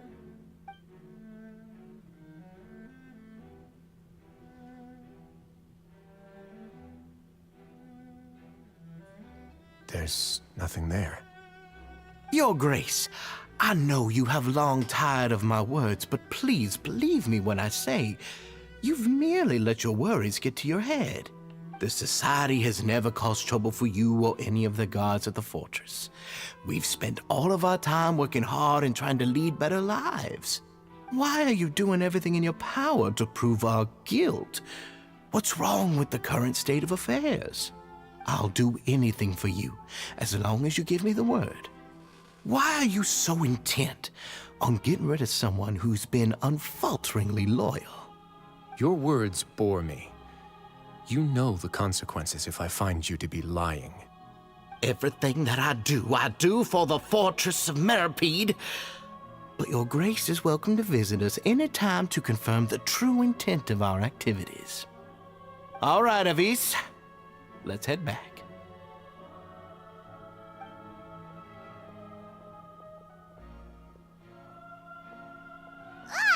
Just what's up with that guy? He makes Paimon really mad. We should have shown him his place. Sooner or later, all will pay the price for their arrogance. He must have been well prepared for this exact scenario, or he wouldn't have dared to be so openly hostile. All the more reason for us to be patient. The entire society are his hostages. His subordinates would definitely react if he were taken into custody. And that's why he dared to bare his fangs right in front of me. The true secret of the society is neither on the hat nor on the members' heads. Dugier probably knew this from the very beginning, which is why he didn't panic. However, if we were to look at the rules, it would also seem like the head has to be the place where they're keeping all of their secrets. Yeah, none of this makes sense to Paimon either. What are they trying to hide?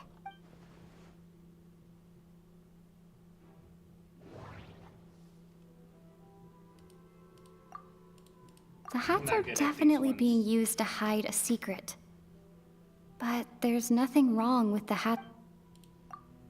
But if there's nothing on her head, why did Avis feel the need to remove her hat? From the way Dugier acted, he must have known from the beginning that we wouldn't be able to find...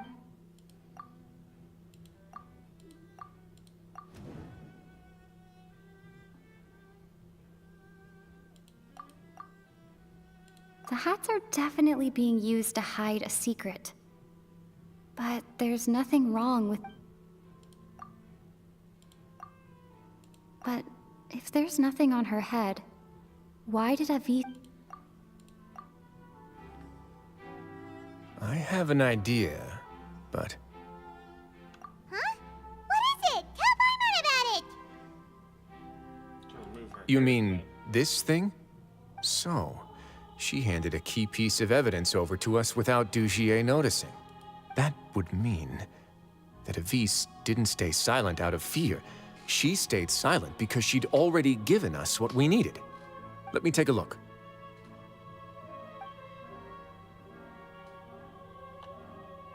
I managed to remove this from the hair clip. It's long, slender, and conical. It's hollow on the inside, and looks something like a cross between a nail and a thorn.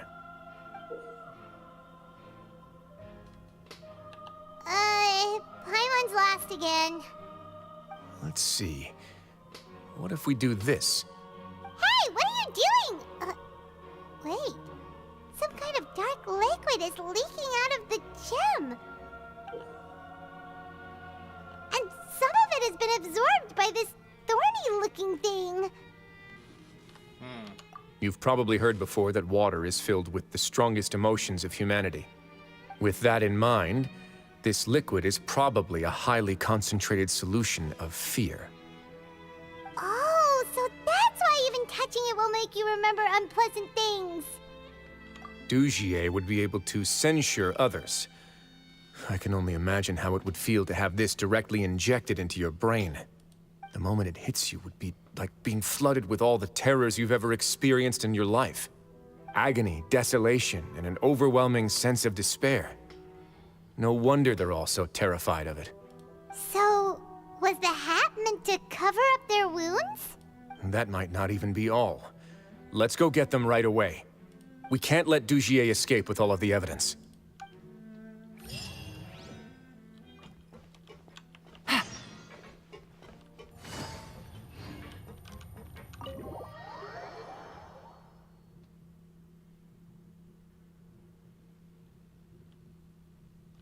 Into the shadows.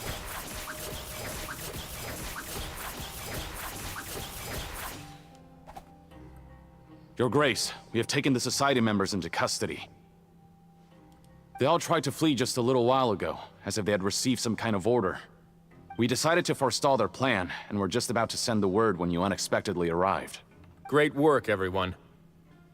You had prepared for something like this all along? I had them stay here to keep an eye on things, so I'm glad that my intuition turned out to be correct. Perform a thorough search of the Society's headquarters and bring all the members to me. Understood, Your Grace. Now, let's check on them. As expected, they all have a hollow thorn inserted into a wound on their head. Ooh! Paimon's glad her eyesight isn't so good that she can see it from here. Paimon's gonna float away for a bit. They probably left it there as a lasting reminder of Dugier's censure. These people must have had to endure an unimaginable amount of pain.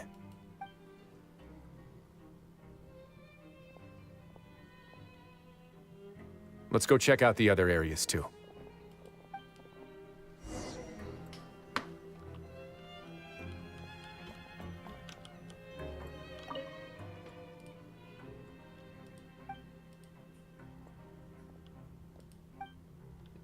Hey, come here! Have a look at this!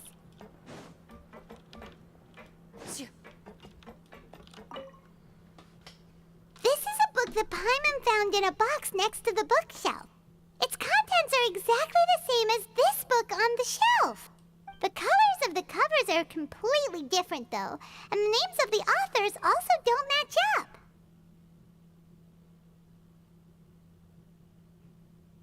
Yeah, and they dared to claim that they wrote these too.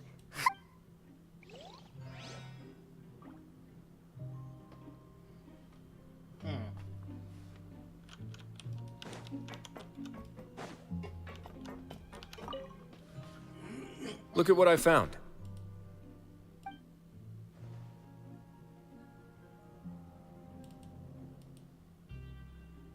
This is a surveillance port.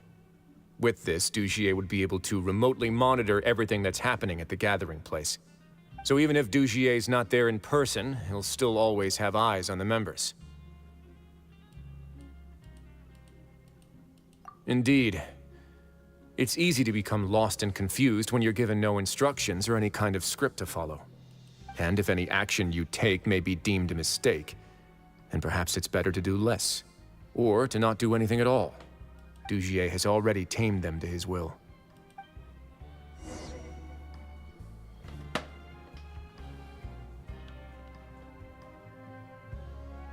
Your Grace! Your Grace! What's the matter? We couldn't find any Society members in the other areas. It also seems like none of the equipment in those rooms were ever used. All the signs of wear and tear are fake. The lime scale, the layers of dust, they were all deliberately added. We also investigated the members' residences and weren't able to find anything. Their neighbors all say that they haven't returned home for ages. Oh. Is that right? They're gone? That could only mean... Indeed. As long as he allowed Society members to mingle with others, even with threats of censure, Dugier knew that he couldn't stop all of his members from speaking out. Meanwhile, this marvelous gathering place will lose all of its value as soon as a whistleblower sounds the alarm. So instead of being his real base, this is just an elaborate performance. The rest areas, the fancy equipment, even the members that we saw, they were merely part of the front. And only the most docile and well-trained members were selected as his performers. But then, where can we actually find him? Let me think. Dugier must be holding all the rest of his members in another place.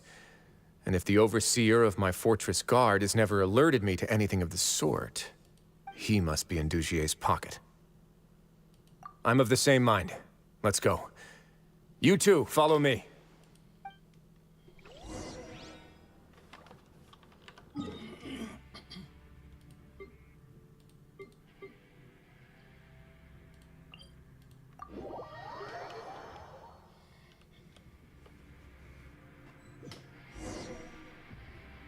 Did that person flee here? That's the most likely scenario to me. He's probably already caught wind of Dugier's declaration of war against me, and has fled to seek his protection. Let's keep heading down. There are some abandoned areas in there. Since he needs space, I'd guess Dugier probably converted them into his headquarters. We should be on the right track. Now we just need to find that turncoat. Let's go. We can take this path. You guys take the other.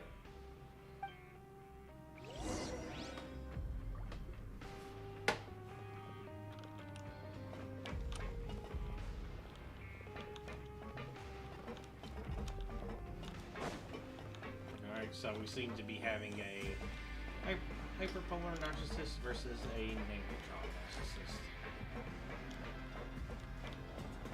Look! There's a fallen guard over there! Paimon sees some Society members too! After them! It's Rising! Run!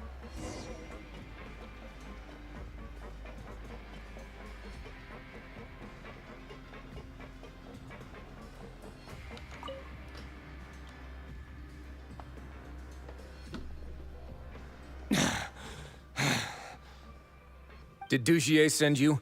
Why did you attack that guard? Come on! It's time to talk! Can't you see that he's trying to help? I will take your cooperation into consideration when it comes time to hand out sentences. But Mr. Dugier, he didn't want this guy to expose our true location. We were just about to dispose of him when you caught up to us. So, in other words, your headquarters should be this way. Yes, it's just down this way. You'll make it there once you've seen and passed through a large drainage pipe. Guards, take them away. Let's go. It's about time that we find out what Dugier's really after.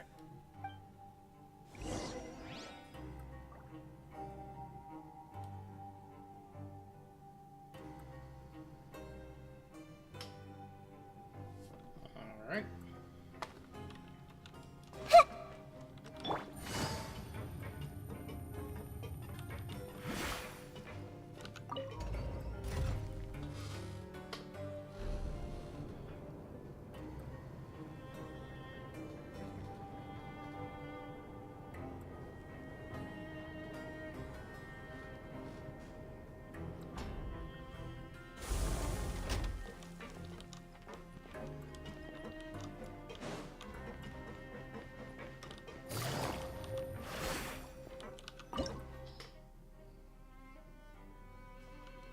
recommendation is ice.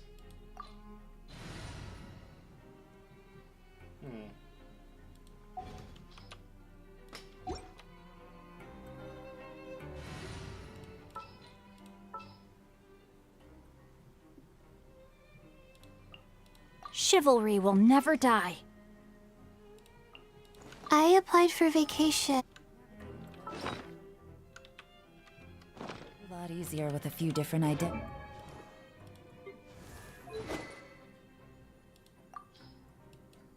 Try and get her a Favonius sword.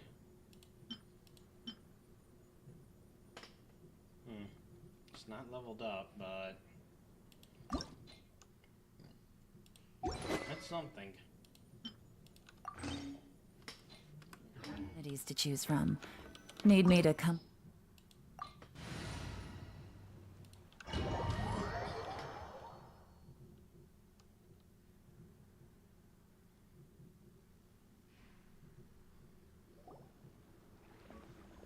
There's so much space down here. Yeah, these are all former work areas. They've been left abandoned due to a lack of funds. There are usually guards on patrol here. It would seem that all of those guards have been bought as well. Stay sharp. He's got a ton of surprises.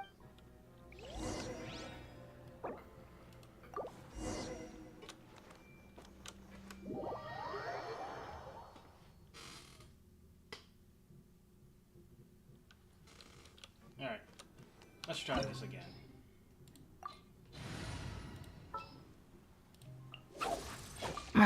Don't. This should be a stronger team.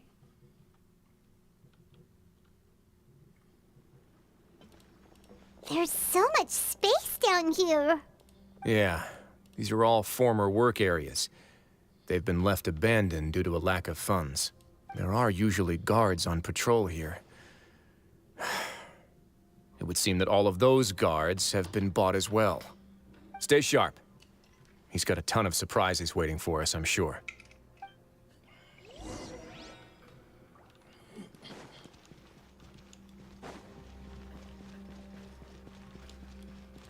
Don't run away now.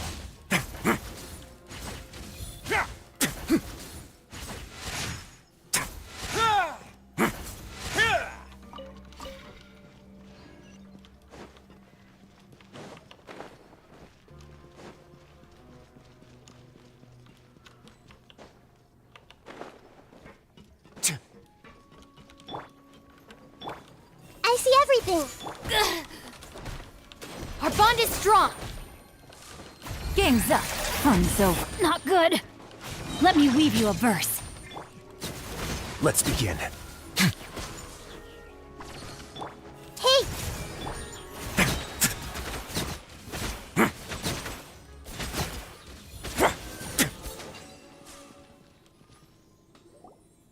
Hey, are you okay? You're safe now. Just follow the guards and leave this place. Who knew that there'd be Gardamex here? Dugier really prepared for everything. And that would explain the strange decommission requests I received, as well as account for all the Gardamex that had mysteriously gone missing. Seems like he's prepared for an all-out confrontation with me. Hey, what's this? Yeah, I already have a super team. This isn't going to end well. Seems like some kind of handbook. Let me see. Ah, this should be the Society's real rules book. It lists all the rules that they're expected to follow. Members are not permitted to speak to each other or to leave without formal permission.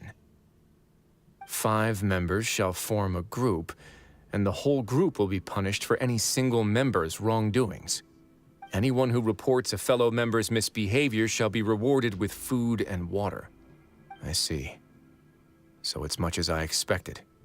But that's just cruel and unreasonable. To obtain food and water, prisoners are forced to snitch on others, and in the process cause pain to those around them. To avoid punishment, they learn to stop talking with one another. This leaves the wounds they've already received to fester, however, and so resentment builds until every prisoner has become an island. Finally, isolated and without hope, they accept their fate as Dujier's slaves. Do you remember what happened to Paimon? She rejected all the snacks in the box once she was spooked by that black gem. She's usually all for tasty snacks, but she chose to go against her instincts after a negative experience. Ugh, is that the best example you could come up with? Anyway, Paimon still thinks she made the right decision. It never hurts to be careful. No, your decision was valid. However, it's also valid to interpret that as a decision that you only made under emotional duress. The human heart is like a raft in a vast and empty ocean. We convince ourselves that we're in control, but in truth, a single wave could sweep us off course and send us crashing into the path of a storm. Those who use fear to lead others astray must pay for that crime.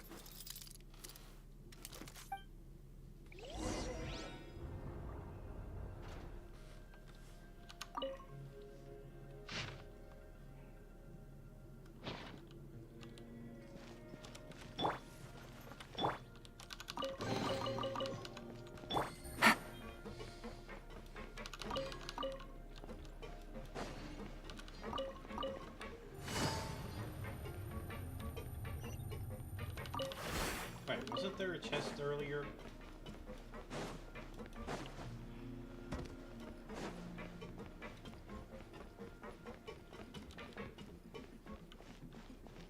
Oh, it was right here. I already opened it.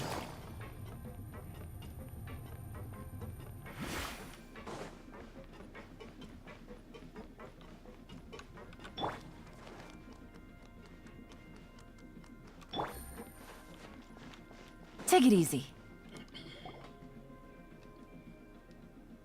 If I'm not mistaken, the space ahead should be the central area of this place, but the door's been locked. Rather than confront Dujier, I think it's more important right now for us to rescue as many society members as possible. You guys should wait here. We'll try to open the door and check out some other spots.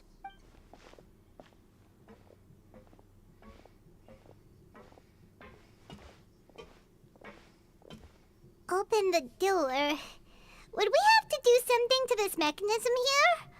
Ugh, Paimon doesn't get it at all.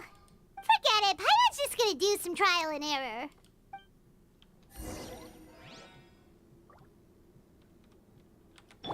Stand with me!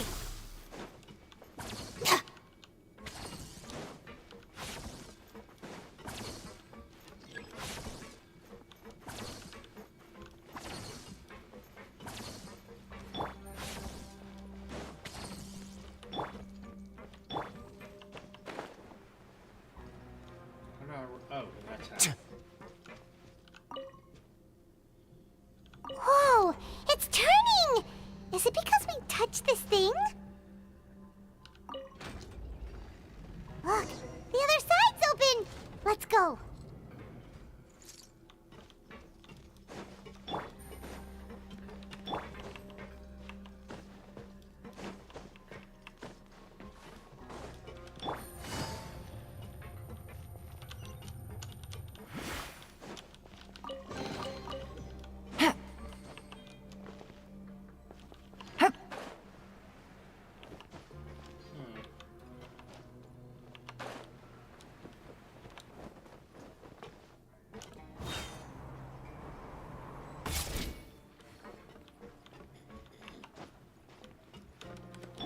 Our bond is strong!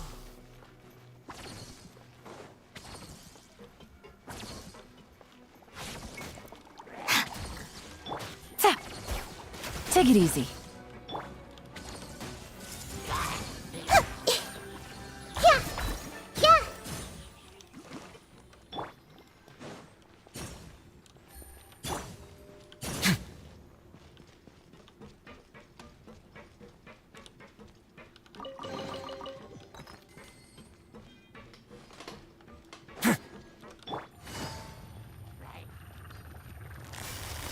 Quietly now.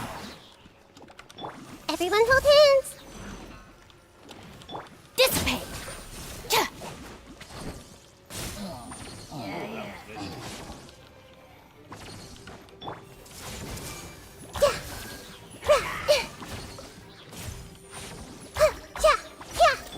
Busted.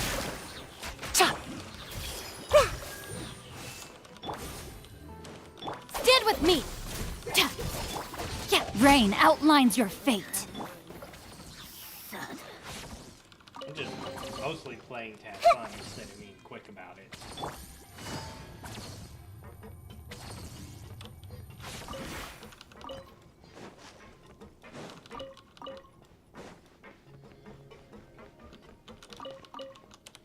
Our bond is strong.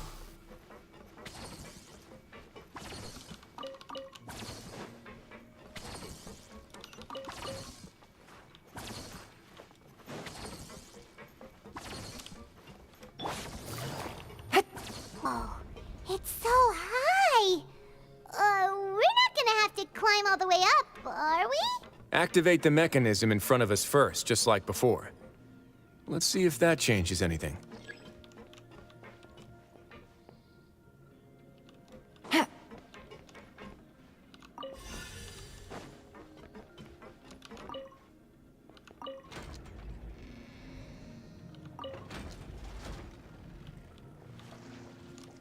Ooh, the water level's gone way up. So that's how we'll make it to the top. Makes me wish I had Farina.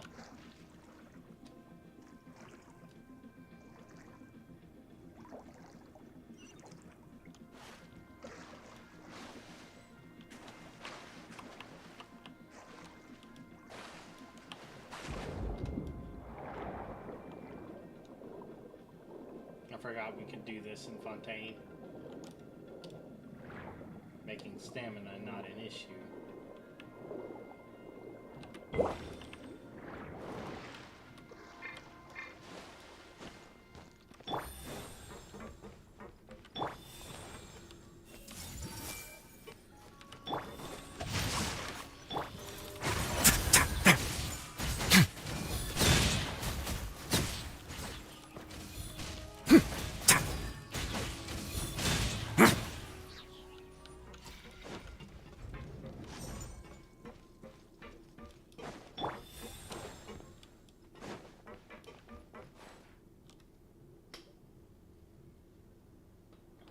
These should be the prison cells.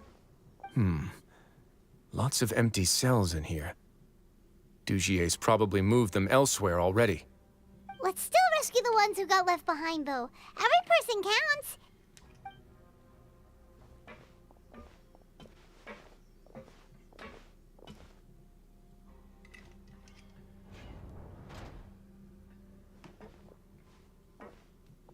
Hey, it's all right now. You can leave this place. No, I won't try to leave anymore. I'll never try to leave again. So close to me. I don't want any trouble. No, we're not gonna do that.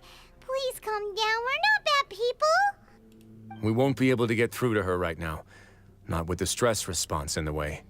I'd also guess there are many others here who are more or less like her.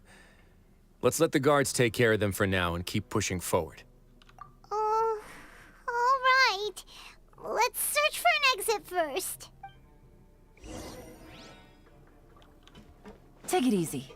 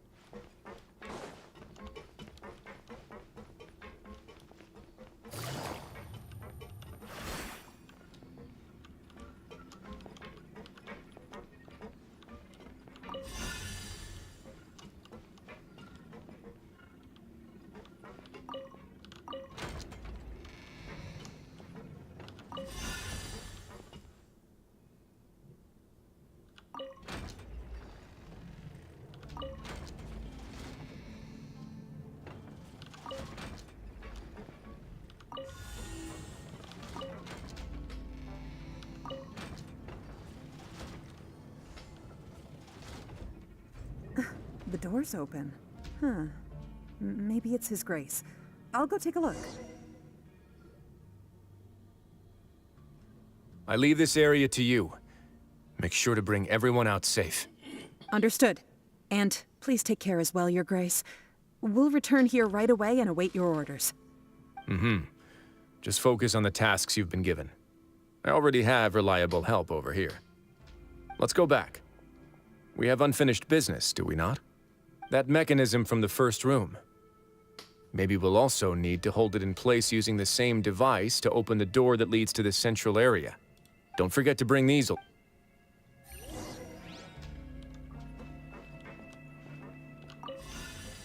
got 3 of them now.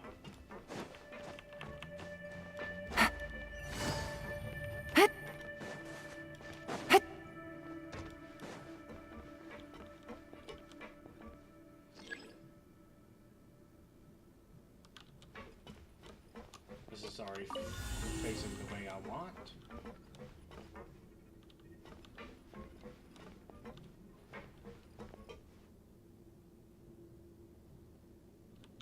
I forget which one of these is the source.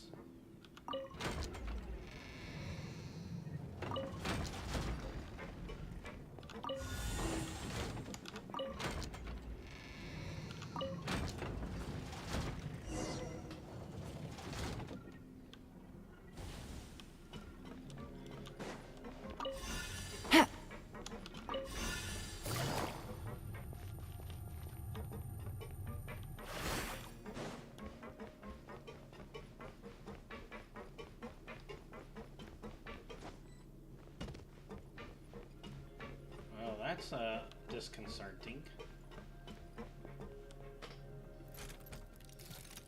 I must confess to being furious. To think that there are still some of you who find it permissible to spit upon our rules. Remember their names. Fasal and Avis. They've betrayed you, betrayed us. And today you will see with your own eyes what'll happen to those who betray our cause. Go on, Avis. Pierce his skull with the thorn in your hands, and then push in the Aqua Dolores. Of course, you will do it one drop at a time. Let it do its magic again, and don't stop until you've pushed all of it in. Thistle, I'm sorry. It's okay. I'll find a way to endure. Oh, shut your wretched mouths! When did I give you permission to speak? My rules are the paramount law of this place. Only more pain will come to those who dare to disobey. That's enough, Dugier. Your rabid screams have been beyond nauseating.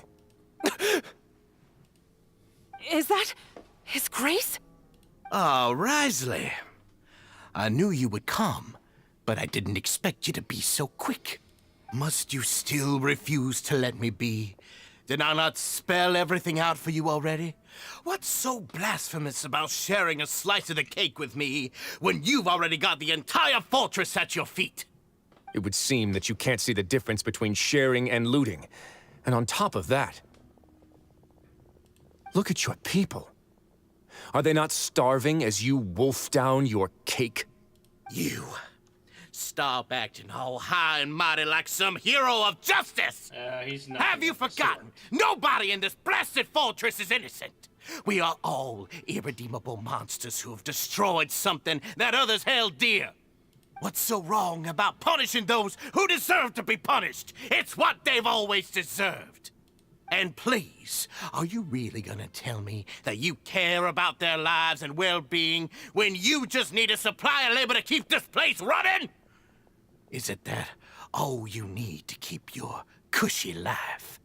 Sadly, you're wrong on both counts. Unlike you, I've never seen them as currency. The fortress is not only a place for confinement, but also a place for rebirth. Just as people are free to give in to the darkness within their hearts, they are also free to seek redemption and a new beginning. Our bodies have limits, but our spirits will always remain free. They may have made mistakes, but they are still human beings with people and things that they cherish.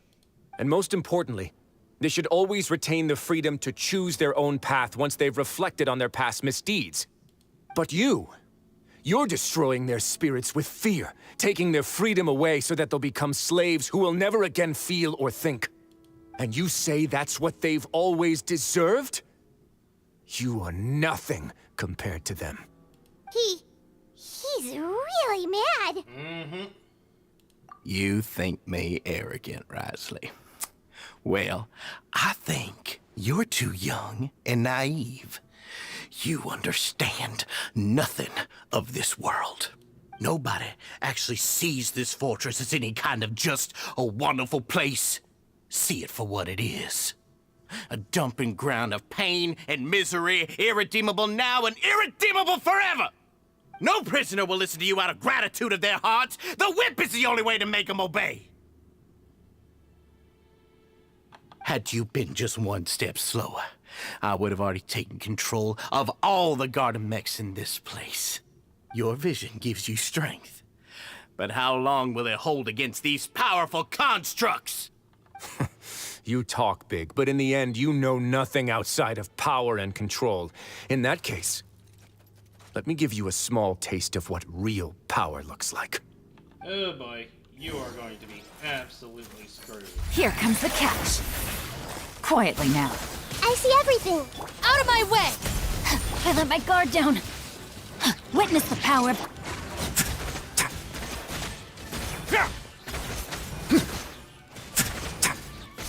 Have a safe trip.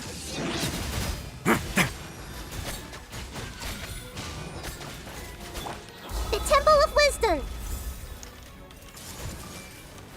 Things are about to get dicey. Busted. Dissipate! Huh?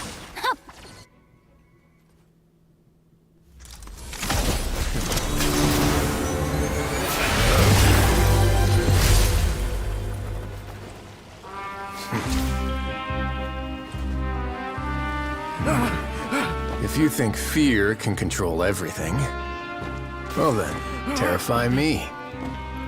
Don't high road me. You're just another crook. And it's time you got treated like one.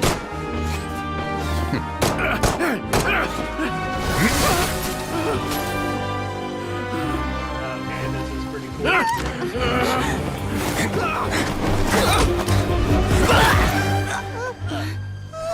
What's the matter? Too scared to shoot straight? I'm warning you. Unauthorized punishment and torture are prohibited here. As the Duke, you should set an example. Funny how that slipped my mind.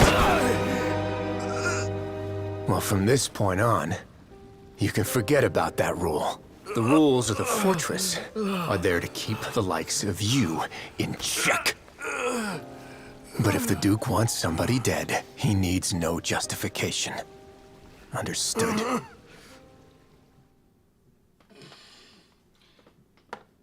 Yeah, those rules are for you, not for him.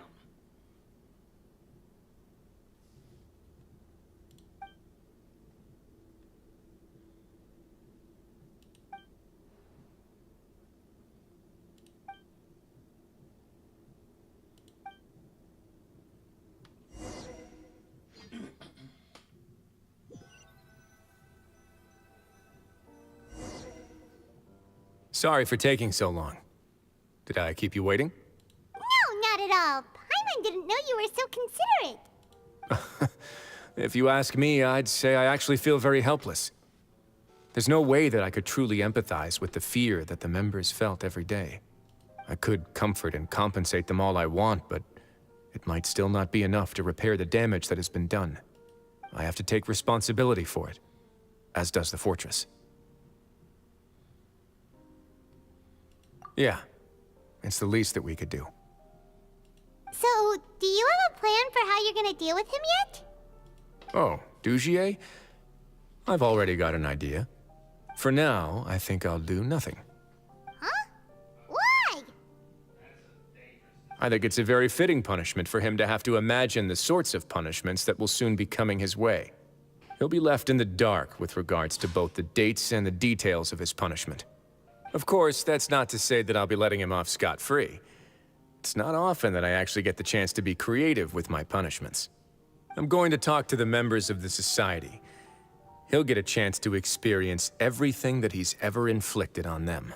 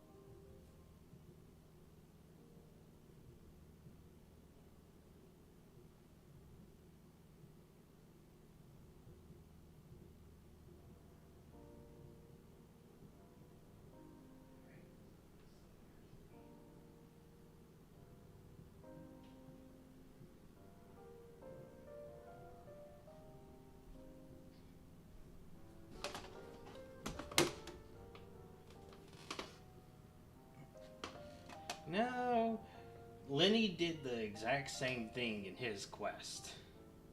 Paimon didn't know you could also be so harsh. Looks like she should watch her tongue when she's around you in the future. Why do you think I'd do that kind of thing to you? You offend me, Paimon. Anyway, jokes aside, thank you so much for all of your help. There's still a lot for me to take care of, so how about this? I'll treat you to a meal in 2 days at the Coupon Cafeteria. We should have a better handle on things by then. No, Paimon's had enough of that place. Don't worry, it won't be the same old welfare meal. I'll make the necessary arrangements. Oh, then you've got yourself a deal.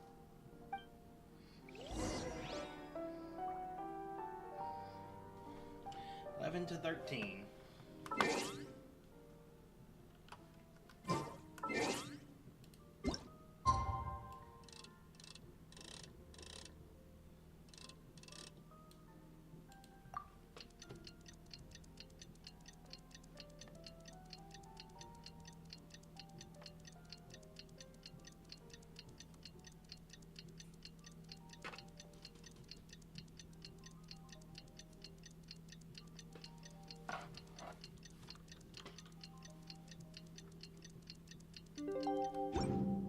I never embark on a journey without a good book to accompany me. You want me on your team? Need to hire a duelist?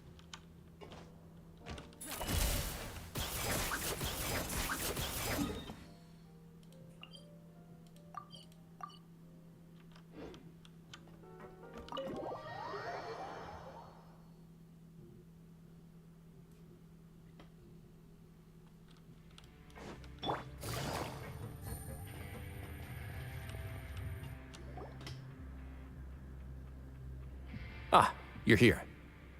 Paimon never forgets about meals. Even if the traveler forgets, Paimon will remind her for sure. That's not what Paimon meant at all. Risley, you got what Paimon meant, right? I'm a little confused, actually. Hey, not you too. Jokes aside, I've got some good news. After taking a look, the doctors have let me know that it shouldn't be too difficult to extract the thorns, which means that everyone should be able to recover after a period of rest. As for their mental recoveries, most are making good progress as well. We've added a few who were more severely affected to a special observation list. You sure got everything taken care of, Risley. I try my best. After all, it's my duty to take care of everything that happens within my territory. Please, go ahead. Ah, that's a bit of a long story. I once had a similar experience. It had to do with the host family I lived with as a child. I was an orphan, adopted by a couple with a great deal of love in their hearts. I had many siblings, and we all adored each other. Once we were older, Mom and Dad would turn us over to be individually adopted by families of greater means, and go on to adopt more young children. They were perfect parents. Or so I thought. And then? And then, I found out we were merely raised as livestock. Once we had reached a certain age, our parents would bring us to the market for sale. All children that were sold would leave the house, and nobody would know what became of them. As for those who didn't sell, they were merely disposed of. Did you know I once considered myself an extremely lucky child? And all of my friends, all of my siblings, they all felt this way as well. I was also not the first to find out about the truth. All those who found out before me were simply added to the disposal pile.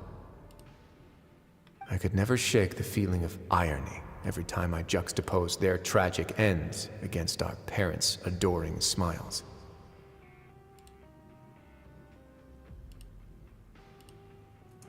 Yes. Like the society, my parents created a facade of joy, lied to satiate their desires, and even employed incredibly cruel methods to keep their grasp on power. They did all of that, but never considered how their actions would utterly ruin all the children they took under their wing. Worse, perhaps they never cared about that at all. But I did. So in the end, I killed them and set all of the remaining children free. I was convicted for my crimes and exiled to the fortress of Meripede. Ah! My methods were extreme, yes, but I was still a teenager at the time. I'd been betrayed by those I trusted most, and I didn't think that more moderate ways would solve the problem. My doubt and helpless anger pushed me forward until I got what I deserved. Interesting.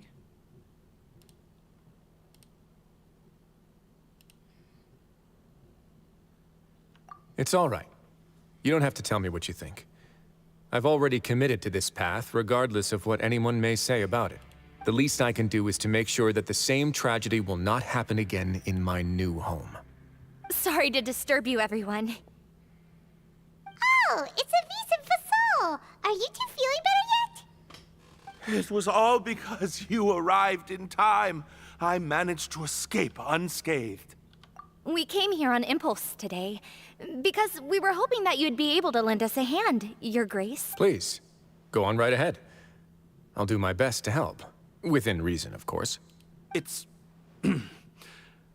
I'd like to be wedded to Avis here at the fortress. You're getting Yeah, we met each other through the society and both fell into Dugier's trap. But even during our time there, we never doubted each other. We always believed that Dugier was manipulating us, trying to make us mistrust each other. And after this incident, we've come to believe that we've found the one for the rest of our lives. You could say we managed to make the best out of a bad situation. He didn't abandon me, and I didn't forsake him either. But we're still both prisoners. And we also aren't sure if the fortress is the best place to host something so celebratory. So we are just wondering, is our request a bit too out of line? You're right in that the fortress has never hosted a wedding before. But that's no reason to say no, is it? I'll help you make the arrangements. If you need anything special shipped in from the surface, just say the word. Oh, we can't thank you enough, Your Grace. We are actually also planning to stay here after the conclusion of our sentences. Yeah, we've already made tons of special memories here. So now, it'd be too hard to leave. And we have full confidence in the fortress's future with you at the helm, Your Grace. Your trust is the highest form of praise. Hey, loosen up a bit. Shouldn't you be the happiest man in Teyvat to hear that people would like to stay of their own free will? Yeah. I'll always take a genuine expression of faith over any obligation to obey. And that's it.